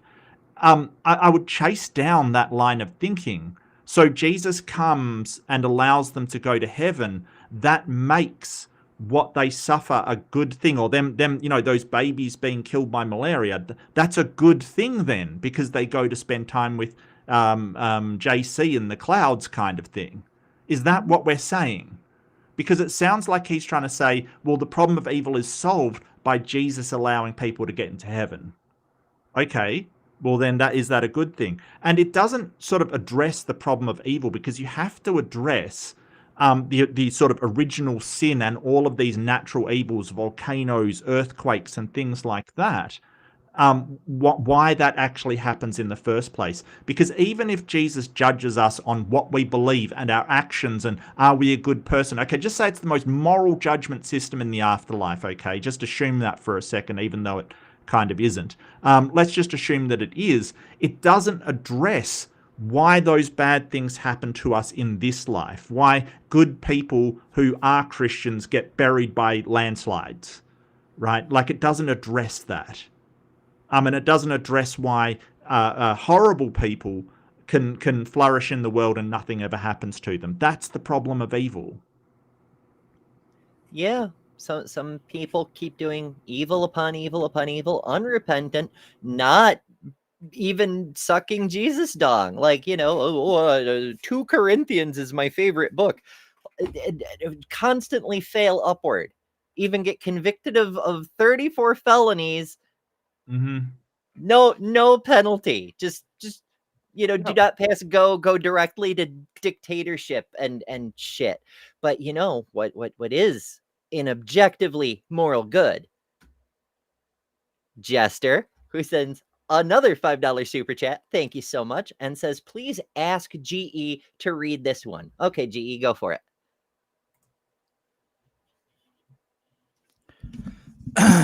Act now! Buy one of our new used cars. Every car smells as fresh as your creepy uncle. Oh, I just hope pictured that you as Donnie then. Just saying. What a visual. Thank you, Jester. Buy one of your new used cars. Yeehaw. Nice.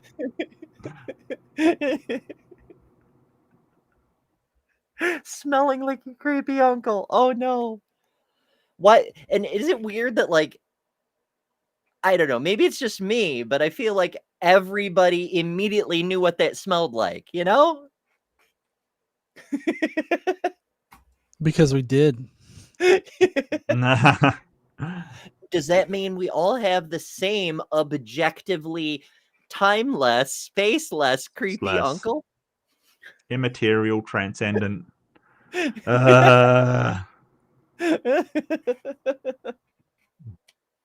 Peak YouTube right here. This is why people come to our shows. To the question of the dignity of women. Jesus is the ultimate answer to the question of evidence and reliability of historical manuscripts. Why? Because Jesus is the crux of history. Jesus is that revelation that John says. Jesus is the reliability of history. Like the 4 Gospels that all say different things. Yeah. And Jesus is the reliability. He never wrote a gospel, my guy.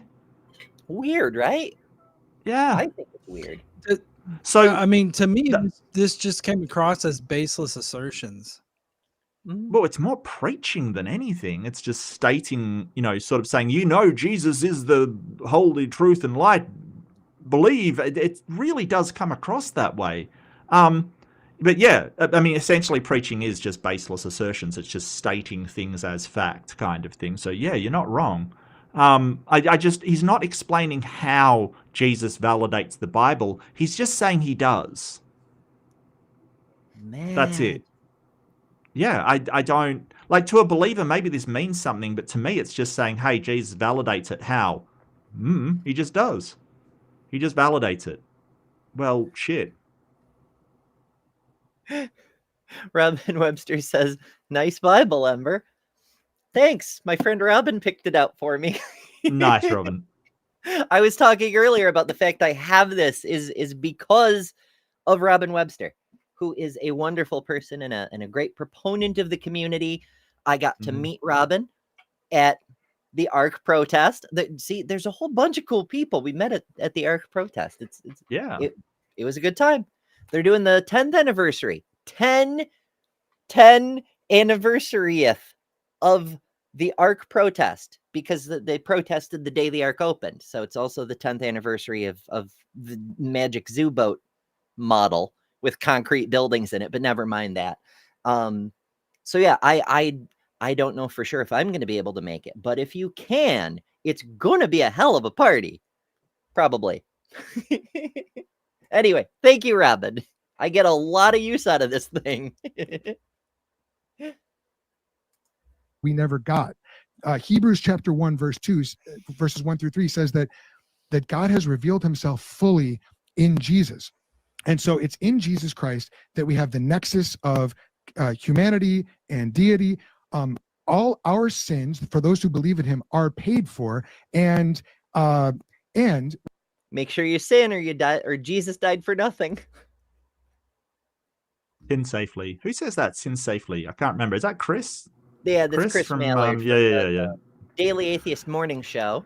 That channel, if you haven't seen it, it's a trip. He has better commercials than I do, and a lot of them. They're funny as hell. But he and Ryan Koltastic go 9 a.m. to 11 a.m. Eastern time, Monday through Friday, which is why my show is 11 to 1, because I go after them, because I don't want to, time slot. Yeah. Does it follow if you sin more, it means more? Does that follow? Like the more you sin, the more it meant that he so sin a lot. Yeah. I think the more egregious sin is what determines like how. Yeah. Oh. The more you egregiously sin, I think means more. That would explain a lot of the behavior of the Catholic Church, to be honest with you. Oh no. Just saying. Crusades, Spanish Inquisition, the just saying uncountable number of essays. Oh, and the Nazis. Let's not forget them. Not pretty egregious. Pretty egregious. Yes. We see the fullest revelation of God. What that means is, in the fullest revelation of God, he is self-sacrificing, he is humble, he is kind, he is benevolent, omnibenevolent. That's why we read the Old Testament in light of the New Testament.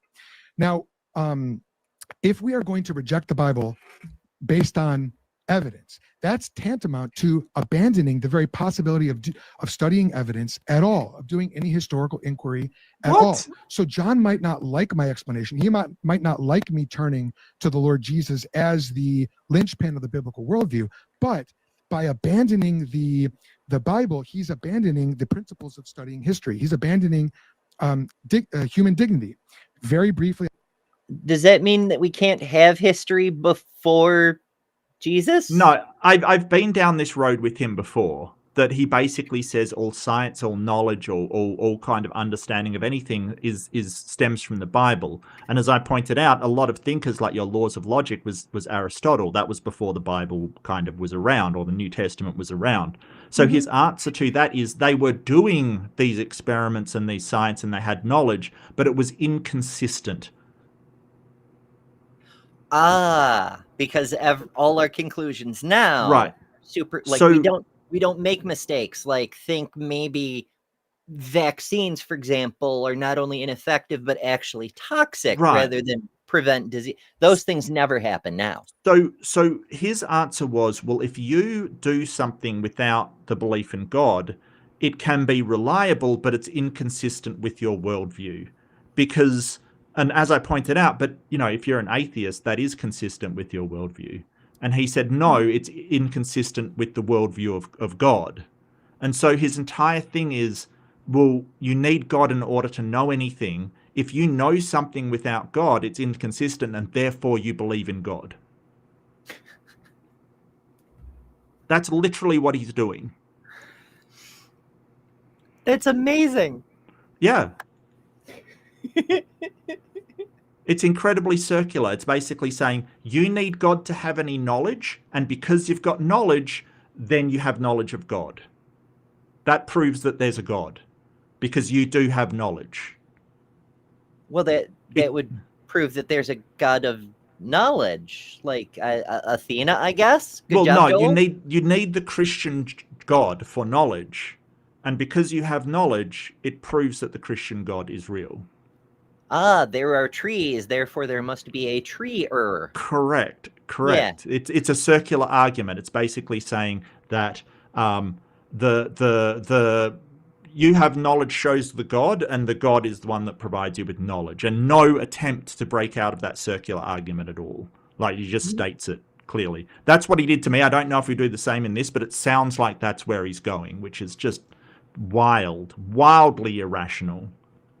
Well, you know, Mark, the Bible says the Bible is true, and we can trust the Bible because the Bible says the Bible is true. Yeah. And it wouldn't lie, except he's done that one as well. But those are stories. Those are metaphors.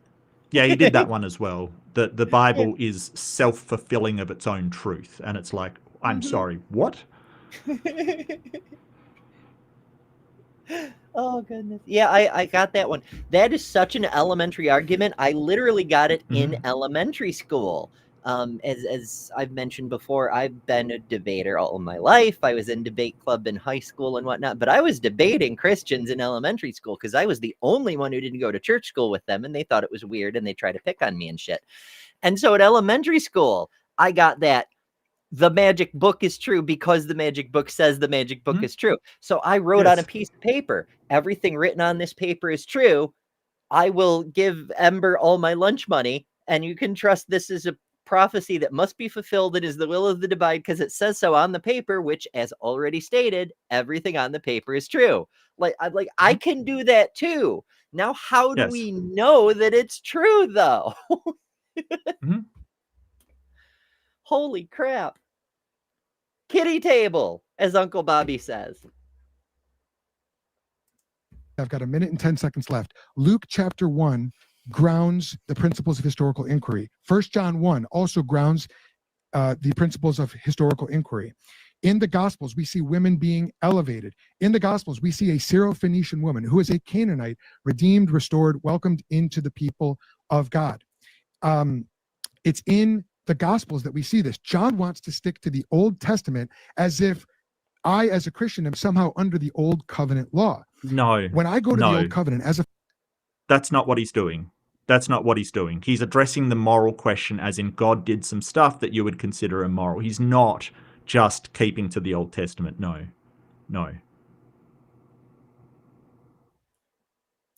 He's making reference to things.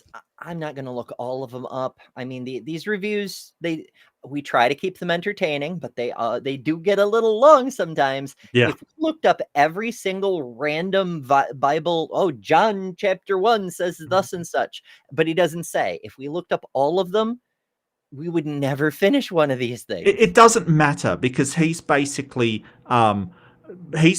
grounding that the Bible is true from passages in the Bible, right? He's validating the Bible with the Bible, so it doesn't matter what the passages say. It doesn't matter. Yeah, it's like if I said, sorry, go ahead, John. I was just going to say, I think the implication here is that like history wasn't done before the Bible or before the understanding that God gave humans that was recorded in the Bible. And I mean, we have so much history prior to the Bible, like when it was cobbled together and everything. I just don't see how that makes sense to him. But, it's presuppositionalist mindset. It was inconsistent history because it didn't have the Jesus making it consistent. That's why we only figure have that out if you can. The old papyruses, because it's fragmentary wisdom or so. Pay no attention to the Chinese records that go back thousands and thousands of years, or the Egyptian inscriptions. Nope. Pay no attention. Only the Levant counts for the purposes of history. Follower of Jesus, I interpret it through Jesus Christ. It's not a different God. God doesn't change his morality, but God's morality progresses. Sorry, God's revelation of our moral requirements progresses. God doesn't change his morality. His morality progresses. And I promise I'm not just playing word games. That actually means something coherent, for sure. What are we doing? Holy shit. Over time. So the problem of evil is not a problem for Christianity. It's not a problem for me as a Christian. The problem of evil is a massive problem for the atheist, because evil requires a standard of... What? I've heard this before. This is hilarious. This is hilarious. What? Oh boy. Yeah, we got to hear this. Goodness. And Christianity, of course, provides one, that is God. But John's objection, ultimately, his entire argument boils down to, I don't like this. This is not a contradiction in the biblical worldview. It's not a problem, and it does not disprove God. Will that be yeah, that's not what Not it a boils problem. down to. That's not, very rarely your moral systems will be, I don't like this and that's it. Even if that is, then that's moral emotivism, and you can make an argument for that. I personally don't, but people have. Look, he doesn't, like, just saying the problem of evil exists for you, it doesn't, because we just say, well, there are natural things in the world. Like, for us, a flood is not evil or good. It just is. There is no evil inherent. But if you are a Christian, you have got to know that that flood was sent by a God. So why is the question, why would God do that? For no reason whatsoever, in an arbitrary way that makes no sense to an omnipotent, omnibenevolent, omniscient being. That's the problem. And he hasn't answered it at all. He's just said, no, you have the problem because you can't explain why good or evil is a thing. It's like, but that's not good or evil. A flood is just a flood. It's a natural event. There's no intentionality. It's not evil. It's not good. It just is a uncaring natural event that has nothing to do with us, and we see it as evil. But we don't have to. That's the thing. Yeah, sorry, go ahead, John. I feel like I definitely grounded my positions in just the general consensus of, like, thriving societies. I mean, I didn't use those words specifically, but I do remember me appealing to, like, oh, we all generally agree this is wrong.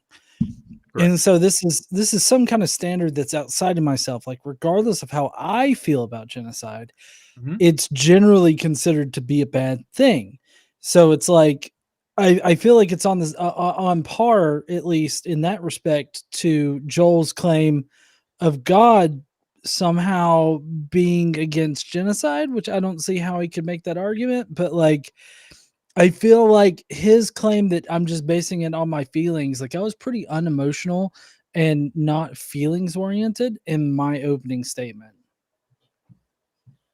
Well, yeah, and you're sort of appealing to a intersubjective agreement of ethics across a society. So you're appealing to ethics rather than, personal morality of yourself. So, and a lot of people do. They are ethicists. They'll say, hey, I go by the intersubjective agreement on what is good for people, and they agree on it, and then that becomes the ethics of that society. And morals and ethics, usually the ethicist would have to sort of say how they are differing. But yeah, there's no problem with that.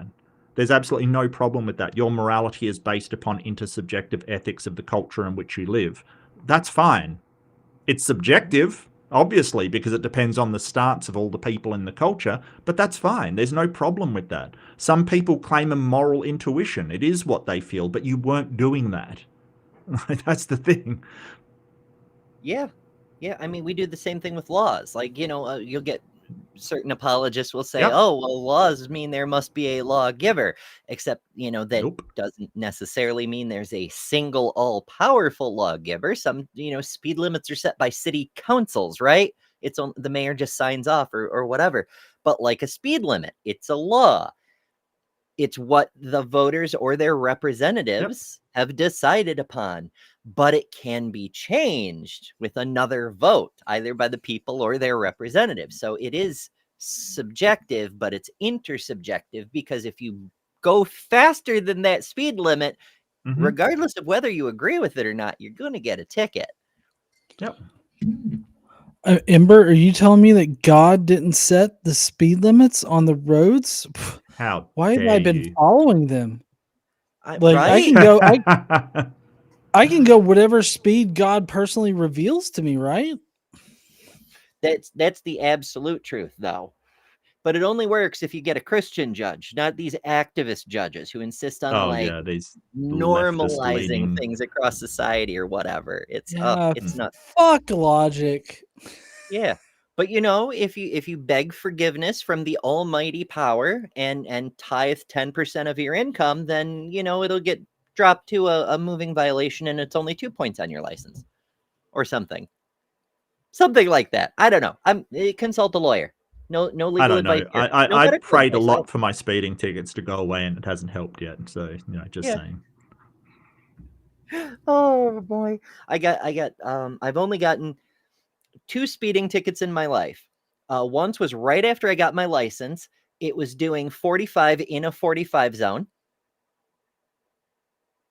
I got the ticket dismissed, but because I had just gotten my license, there's a weird quirk of law in my state that if you get any citation at all, whether it sticks or not, just getting the citation within 90 days, your license is suspended for 6 months.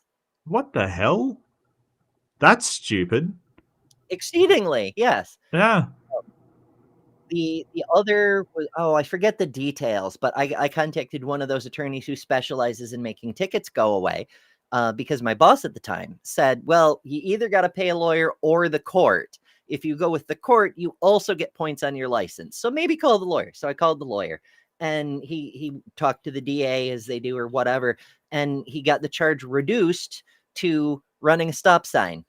The violation happened to be on an interstate. So I ran a stop sign on a road that notoriously does not have stop signs. But okay, whatever. Laws make less sense than the Bible sometimes. But those impressive. So there's that. That'll be it. Cool. Okay. And that will be the end of Joel's 5-minute rebuttal to Godless Engineer's opening statement. All right. John, rip him. I thought I was thinking about doing the rebuttals and then calling it. Are you still up for that, John, or are you getting a bit tired, mate? I know it's a lot later there. Yeah. No, I'm fine for those. I know that. So I've got my rebuttal that I go into, and then we go into questions. So I don't know how you want to break that up, but my rebuttal's next.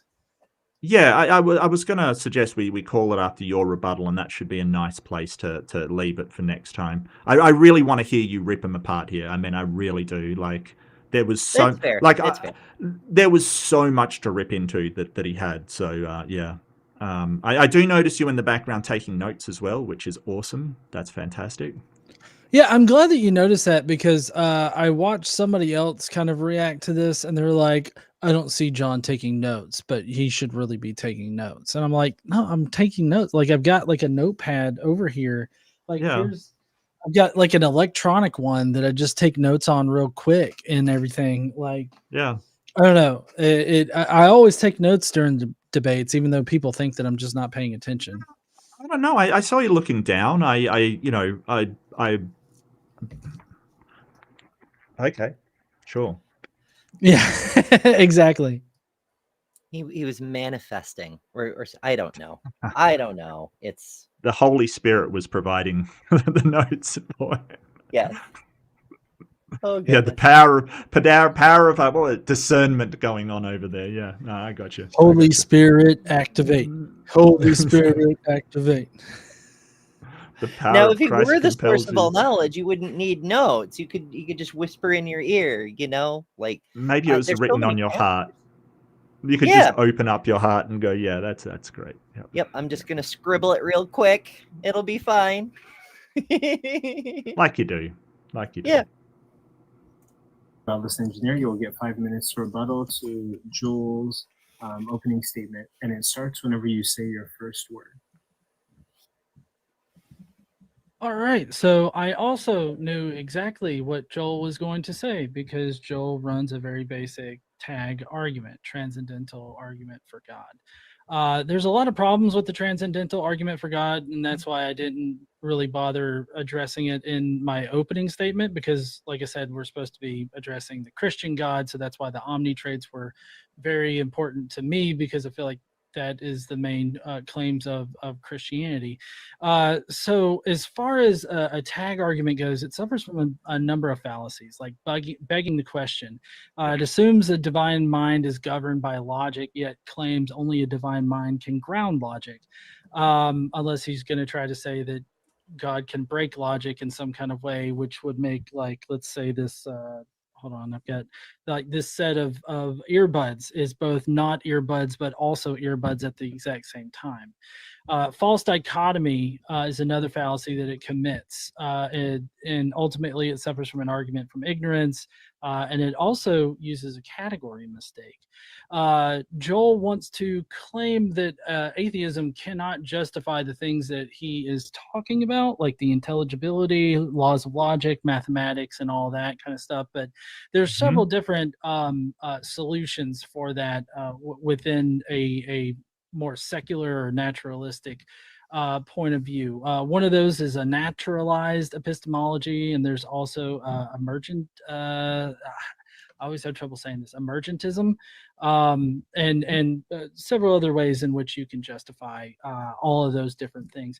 I do want to get to some of the more specific things to my actual opening. Yeah, that's really good. That's so really good. I want to talk about that for a second. Yeah, absolutely. Yeah. And if God is the foundation for logic, then he wouldn't be bound by logic. That is brilliant. I love it, because then it's sort of like, well, is God, does logic apply to God? How could it apply to God if he's the foundation for it? No, that's brilliant. That's absolutely brilliant. I love it. Because if he's the one that causes logic, well, he could choose not to be bound by it. Therefore, he's illogical. And the precepts absolutely do not want to say logic doesn't apply to God, because illogical things don't exist. And we all know that, right? Illogical things do not exist. A married bachelor doesn't exist. All of these illogical things. But how can God be the foundation for logic? Like, logic is necessary. God is necessary for logic, but it doesn't. But it still applies to him. It would have to exist first. Brilliant. I love that. That is awesome. Yeah, no, that's fantastic. And you pointed out begging the question. You pointed out maybe just a little bit more. I'm really nitpicking, John. Maybe just a little bit more explanation of what begging the question is. I do realize, though, your time is limited, so trying to get all of that explanation. This is the bullshit asymmetry principle, right? Like, it takes so much longer to point out the bullshit than it does for him to just spew it out in the first place. And but yeah, no, really good. That's really good. I loved all of that. Absolutely. Yeah, I do later, and I guess you guys will see in a future stream that I do cover like more specific ways in which tag commits those fallacies. But like for this rebuttal, I really wanted it to come off as this is not the topic of the debate, but there are responses to this. So I'll just generally cover them and then get into like the actual meat of the conversation. Yep. Hell yeah. And I also want to point out, we'll wrap this stream at the end of this rebuttal, like we were just discussing. The cross-examination section will be in the next show, which will be on Mark's channel.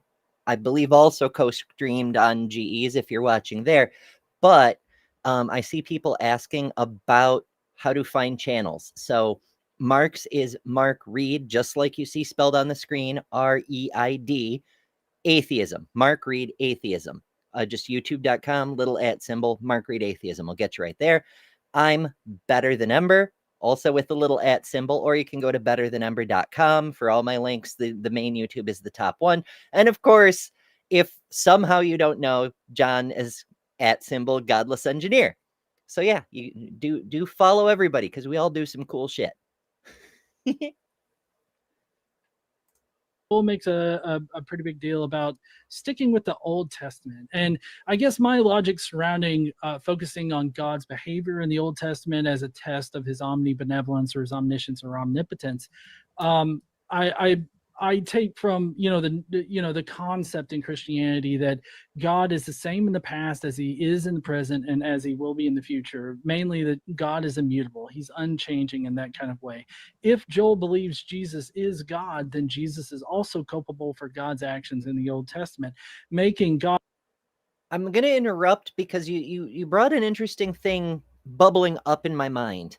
This idea that God is the same in the past as he is in the present, as he will be in the future, that runs into the same problem of induction that they ask about trusting natural processes. Like, how do you know it'll be the same in the future? But it's even worse for Christianity because Jesus coming constitutes a change, right? He's not the same at one point in the past as he was in a different point in the past because he incarnated. If the mythology is true, then the assertion that he's unchanging isn't. Or so it seems to me. Right. But I think I think some Christians do say that he is immutable, he never changes. Some sort of say his basic nature is. There is a lot of disagreement around this, and I really want to stress that. So it really depends on what he says, but because they split hairs over this sort of minute things, they would say that it was a different person in the Old Testament that did those things, but the same God. Right, but a different person, but the same God, which is so, as you pointed out in your opening, it violates the laws of logic, really. Three persons, one God. It's weird. It's so strange. But yeah, I think that's how he would get around it. So I'm not sure you can leverage that against it. But if it is like we're talking about God exists, right? So he'd have to argue that the God of the Old Testament is not the same God that Jesus is, and he won't do that. He will not do that. So just by the title of the debate, the same God or the same person? Oh, well, okay. So in the question and answer, which you guys will see later, I start off with very basic question answer. Is Jesus God? And he goes, yes. Is God immutable? And he asked me to define it, and I defined it for him. He's like, yes. And so he builds that logical bridge. Well, Jesus is God. God is immutable. So God is therefore Jesus via God is culpable for things in the Old Testament. So that's why I stipulated here, if he considers these things this way, then God is culpable for his actions in the Old Testament. But he doubles down on the special pleading in the question and answer section by saying, oh no, Jesus is God and God is immutable. So yeah. So it kind of depends on what he needs the answer to be at the time, basically.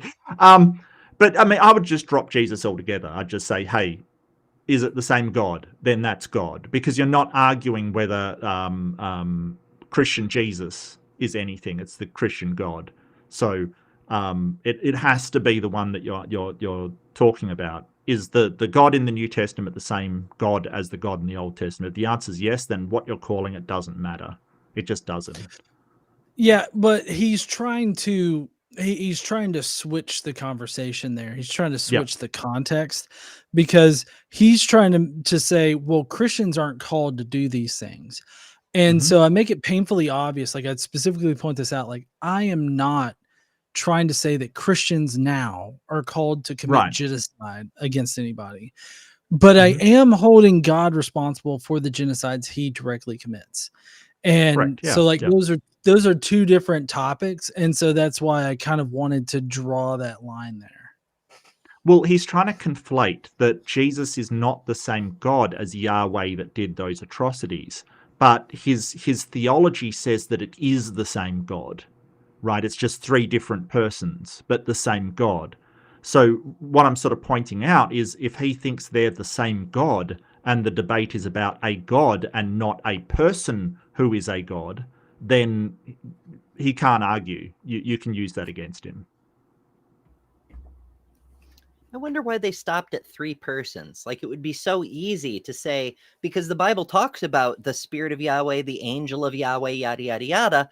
It would be so easy to say all the angels are also facets of the God.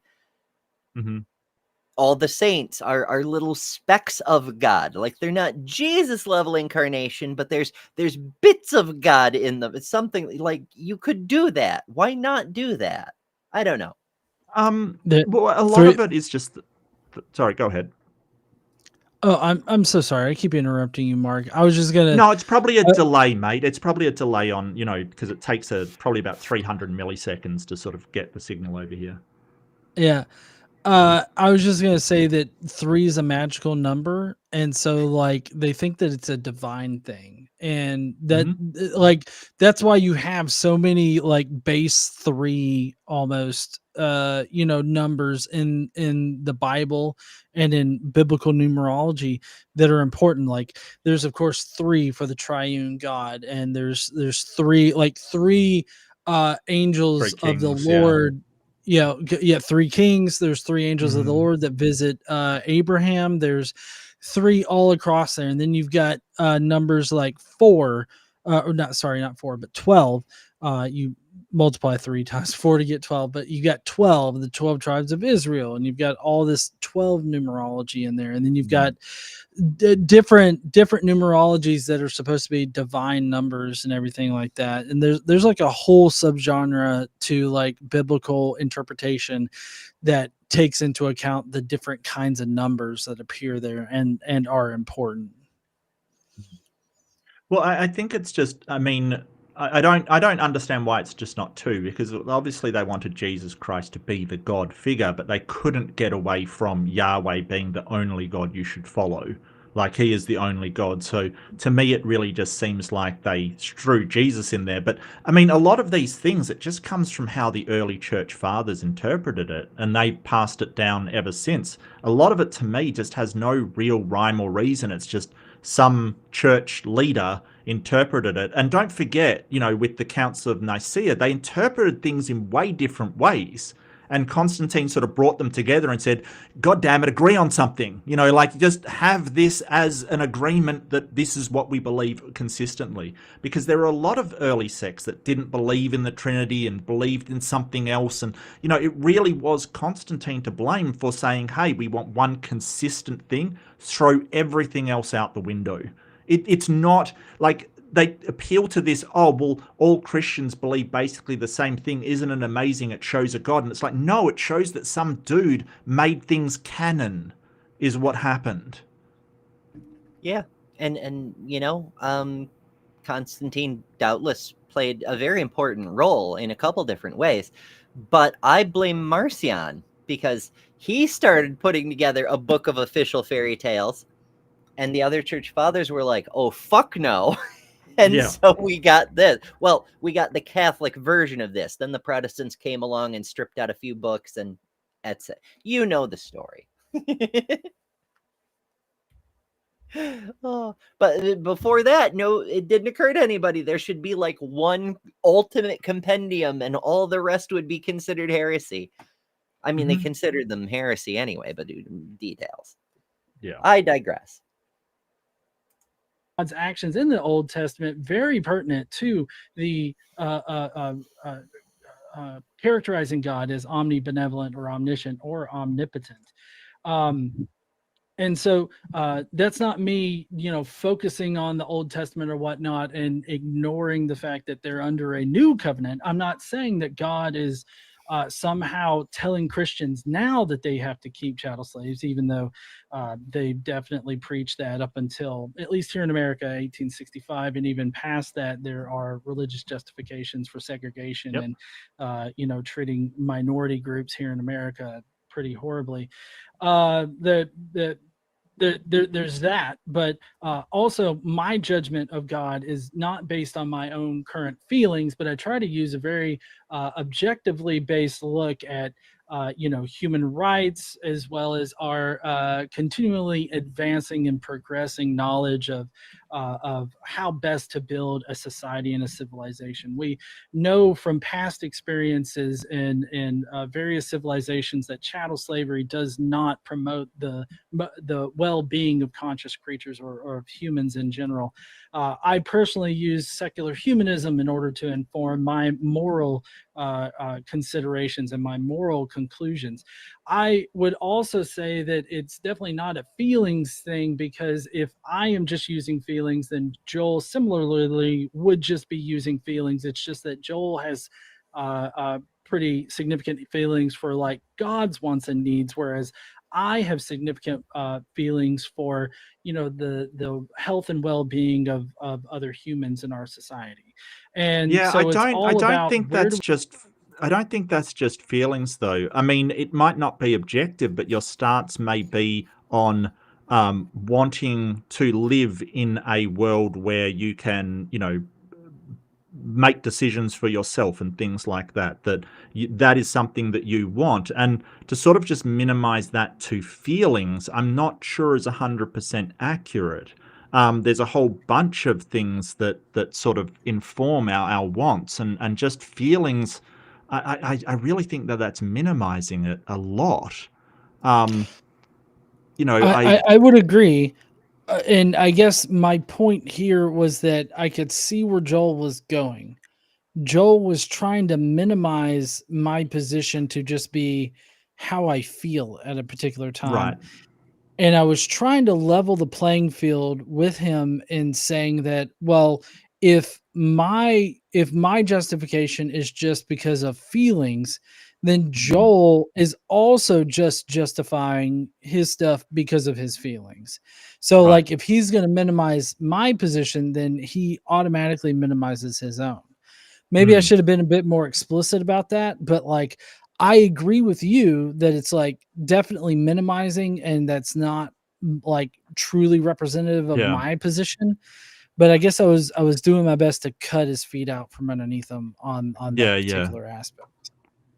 No, I get that. I think it becomes meta ethics at that point. Like, so sort of ethics and morality is what we should do at the time, and meta ethics is like the goal we're trying to get to. So if you are a Christian and say, hey, you know, God's divine command theory is what you follow, then the meta ethics would be the glory of God or whatever you're trying to accomplish with that. So that is a good point, that you're really going back to, well, if I'm just like my meta ethics and so I want a flourishing, healthy society and healthy people, then you're doing the same thing in wanting the glory of God. You haven't actually said why you ought to want the glory of God.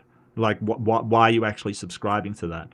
There can be objective, and the thing is, if you're an atheist, you can still purport an objective morality. I don't think so, but others disagree and say that you can appeal to evolution and, you know, cooperation among species and things. It can be done. I don't hold to that to myself, but it's not just true. It's subjective or God. That's not the case. People, you know, subscribe to other things. So, but no, I get what you're saying. I really do. It's weird that he'd just say, hey, it's all your feelings. It's just, yeah, a sort of hand wave, not actually addressing the morality question. I feel that it's all your feelings. They're not the droids you're looking for. Exactly. I'm sorry. That only works on weak minds, Joel. I'm sorry. That's not going to work on John there. We place that emphasis on? Do we place it on God, or do we place it on the well-being of humans in our society? I choose to put the well-being, the emphasis on the well-being of humans in society. We can see in Christianity how the moral landscape of that religion has changed so much over time. Prior to 1865, you had Christians making arguments, preaching from the pulpit about how people were to be enslaved as chattel. You have God directly in the Old Testament commanding it in Leviticus 25, Leviticus 25, 44 through 46, laying out this entire system for purchasing chattel slaves, which we would find abhorrent now. That's not an emotional conclusion that I've come to. That's sorry, what? Finish your last sentence. That's an objective conclusion that I've come to just based on a requirement of this basic human rights and human dignity that we afford to people now, that we've come into this understanding that this is the best way to ensure the survivability of our species. Cool. That will be the rebuttals to.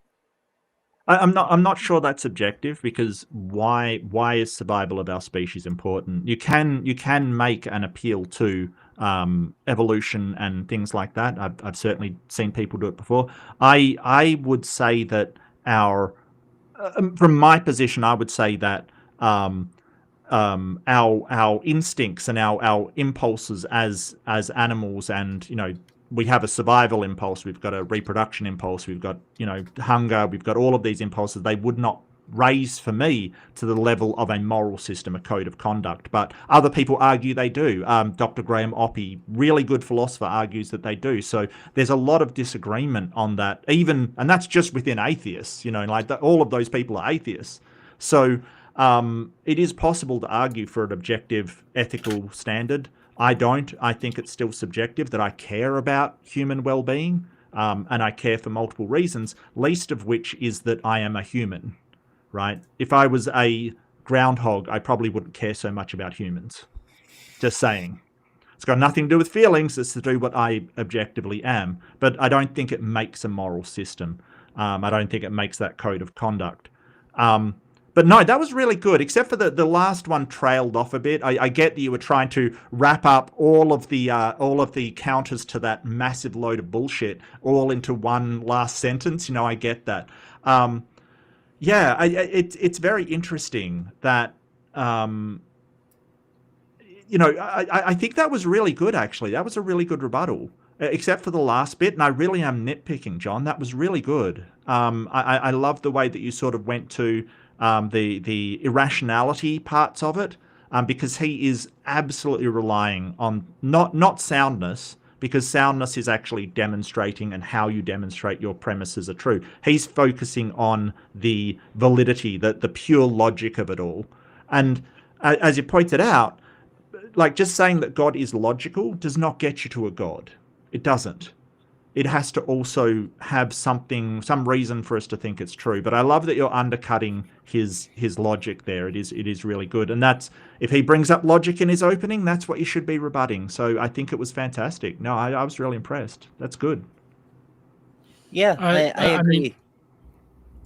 Sorry, I was just gonna say I appreciate that, and I know that there's like a lot of things that I could have said either better or worse there, but I definitely was trying my best to just kind of go through chronologically, and I think the problem is that with Joel, he's mainly focusing on his tag argument and not so much on the actual discussion being had. So it's like I had to address half of my rebuttal was addressing that, and then the other half of it was trying to parse out like what his actual problem was with my opening statement. And I think what it essentially comes down to is he's saying, well, you just feel like it's wrong, and that doesn't make it wrong. And it's like, okay, well, I feel like I'm being rather like unemotional at the very least about it, so that it's not like just my feelings.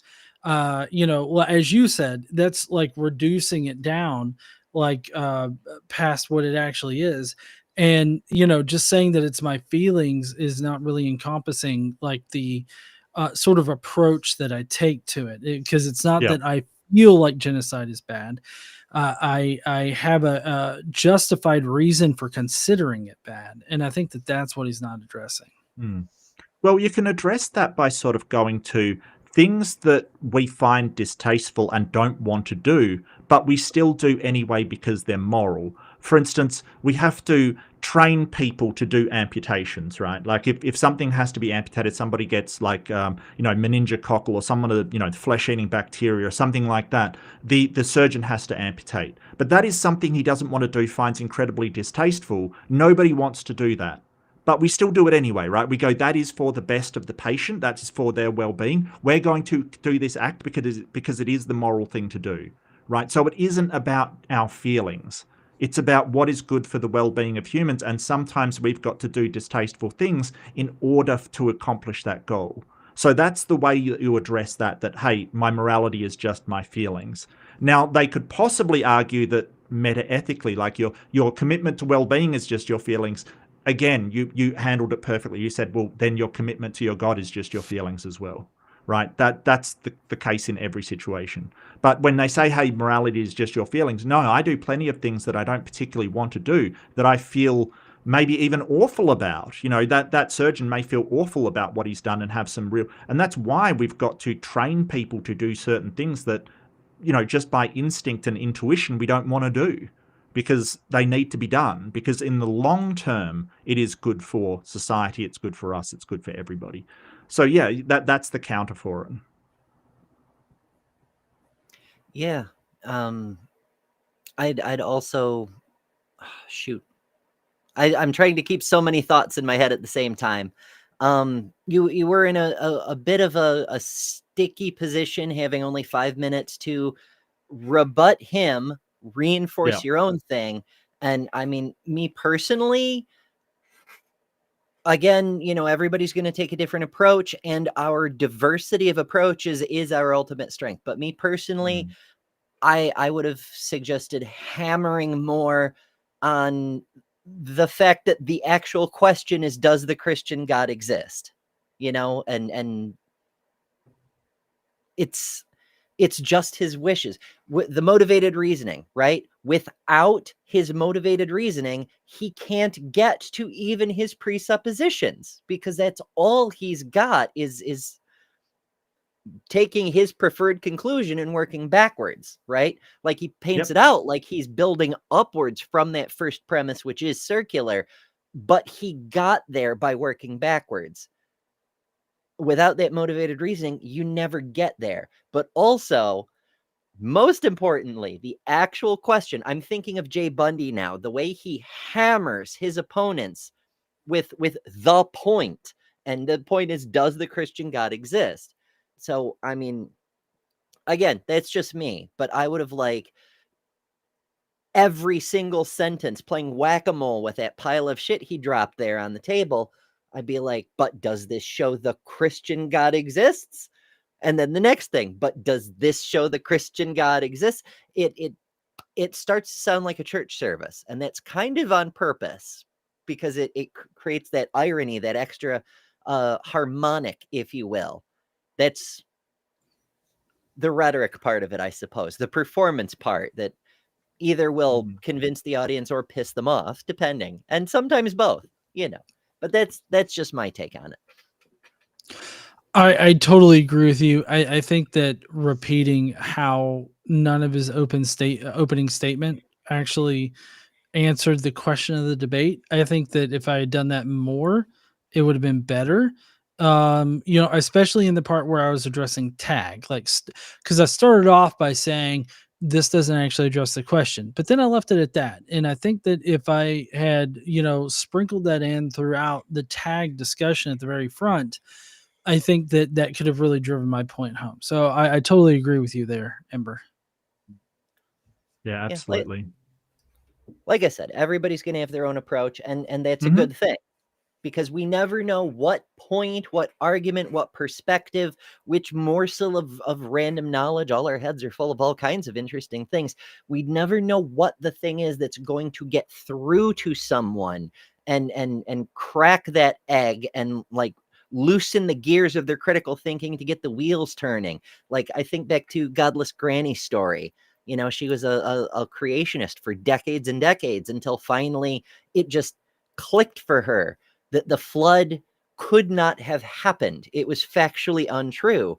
And if that weren't true, then all the rest of it is at least suspect. And that got the wheels going. And very quickly, her entire faith crumbled and she was free, which is, in her case, it's just wonderful. I realize for some people it's traumatic as hell and terrifying, which is another reason that we often promote the Recovering from Religion Foundation. Links for that in the description as well as all my videos, because you never know who's going to need it. It's not just for deconverting people. It's if you're still religious, they don't care. They just want to help, you know? So just to be clear on that. But I do digress. That's going to do it for this show, folks. Part 2 will be over on Mark's channel. Yeah. Links for everybody in the description. So make sure you're subscribed everywhere. Same time tomorrow. I've got an evening live. I've got Hugh Ross is going to tell us how UFOs are real and also demons. That should be fun. no. That's 8 p.m. Oh, no. Eastern. And then, of course, there's the morning show on weekdays, 11 a.m. Eastern, every day. It'll be a fun week. I hope you join us for that and a bunch of other stuff. All my links are on betterthanember.com because I'm on a lot of channels. Mark, what's up with you? Oh yeah, I've got a couple of days. I'm going down to my parents-in-law place, which should be fun. And then I'll be back by my Wednesday or Tuesday night for Aimbot, Am I Morally Bankrupt or Them? And that's going to be an open stage because apparently people wanted it and they found it fun. So that's going to be open for better or for worse. And on Friday, my Friday, Thursday night Eastern time, I have Fundamentalist Fails, where I'll be looking at another complete bollocks up by some fundamentalists who make some terrible arguments. Last time it was somebody using AI to prove God, which was actually hilarious. It was Canadian and incredibly funny. So yeah, check it out. But that's about it, really. I want to try and get more debates, like you, John. I'm always looking for debates, but sometimes they're hard to find. I get you. But yeah, that's me. Thanks, Ems. Absolutely. And John, what are you cooking this week? Well, so tomorrow I'm on the line with Austin Archer at 2 p.m. And then, I have various things I'm doing throughout the week. I have normal videos that are going up. I've got interviews that I've been recording and I'm going to be putting up. So I've just got stuff that's going on all week next week. But I do want to try to ruin Mark on something real quick. Mark, Okay. do you know the organization called Catholic Answers? Oh No. no. They have an interactive, like visually interactive AI apologist. Oh, really? Yeah, I think I saw some atheists talking to that, and I found it interesting. Yeah.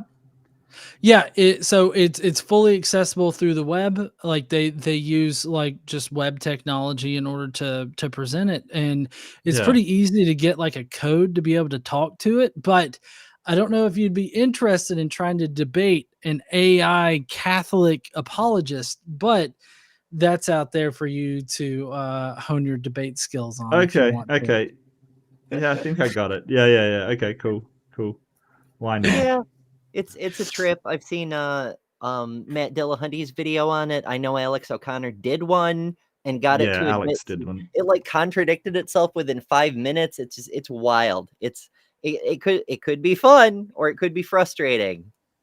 Well, Yeah, as I've said, these are language models. They're not doing real logic. They're not like right. sort of, doing logical propositions. They're doing language. They're language learning models. So yeah. Yeah, and I've wanted to do a video where I challenge it on whether or not Mary was raped.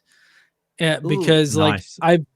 I've found that there are even atheists out there that want to challenge me on this, and as if Mary wasn't raped by God, and it's the atheists are the only ones to admit like, yeah, this is purely just emotional because of how I was brought up. And like, of course, religious people are like, no, she gave consent. I'm like, that just proves that you don't know what consent is. Yeah, that's pretty ishy. Oh my. Yeah, I think that the only thing I would say is she wasn't, because it never frigging happened. Right? That's the only thing I would say. I don't think that God getting you pregnant would hold up in a court of law. Just saying, But if two men testified that Oh yeah, if two or more men testified, then it's got to be true. Yeah, absolutely. Yeah. Thanks, Bible. Thank you for that one. Holy shit. Oh yeah. No, so mine's more of a, I guess maybe an internal critique of it, because it's like, if God exists and Luke is a representation of what happened, then it's rape. Mm-hmm. So it's like you can either adhere to the Gospels or you cannot. Like it kind of puts them in a weird position. Yeah. Hell yeah. No, fair and enough. If you want to get into a weird position, There you go. It's a reference to another channel. I'm not going to go into that right now. Thank you all so much for joining, hanging out with all y'all folks, seeing your comments, all the jokes, the humor, the supporters, the channel members and patrons and everybody. It's all wonderful. We love it so freaking much. Thank you for coming and spending your evenings with us.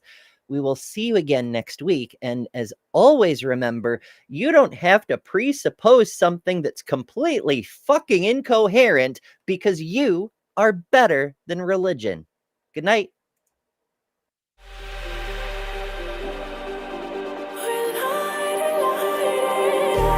Just like a spark that's breaking out. Can't make a stop, can't turn back now.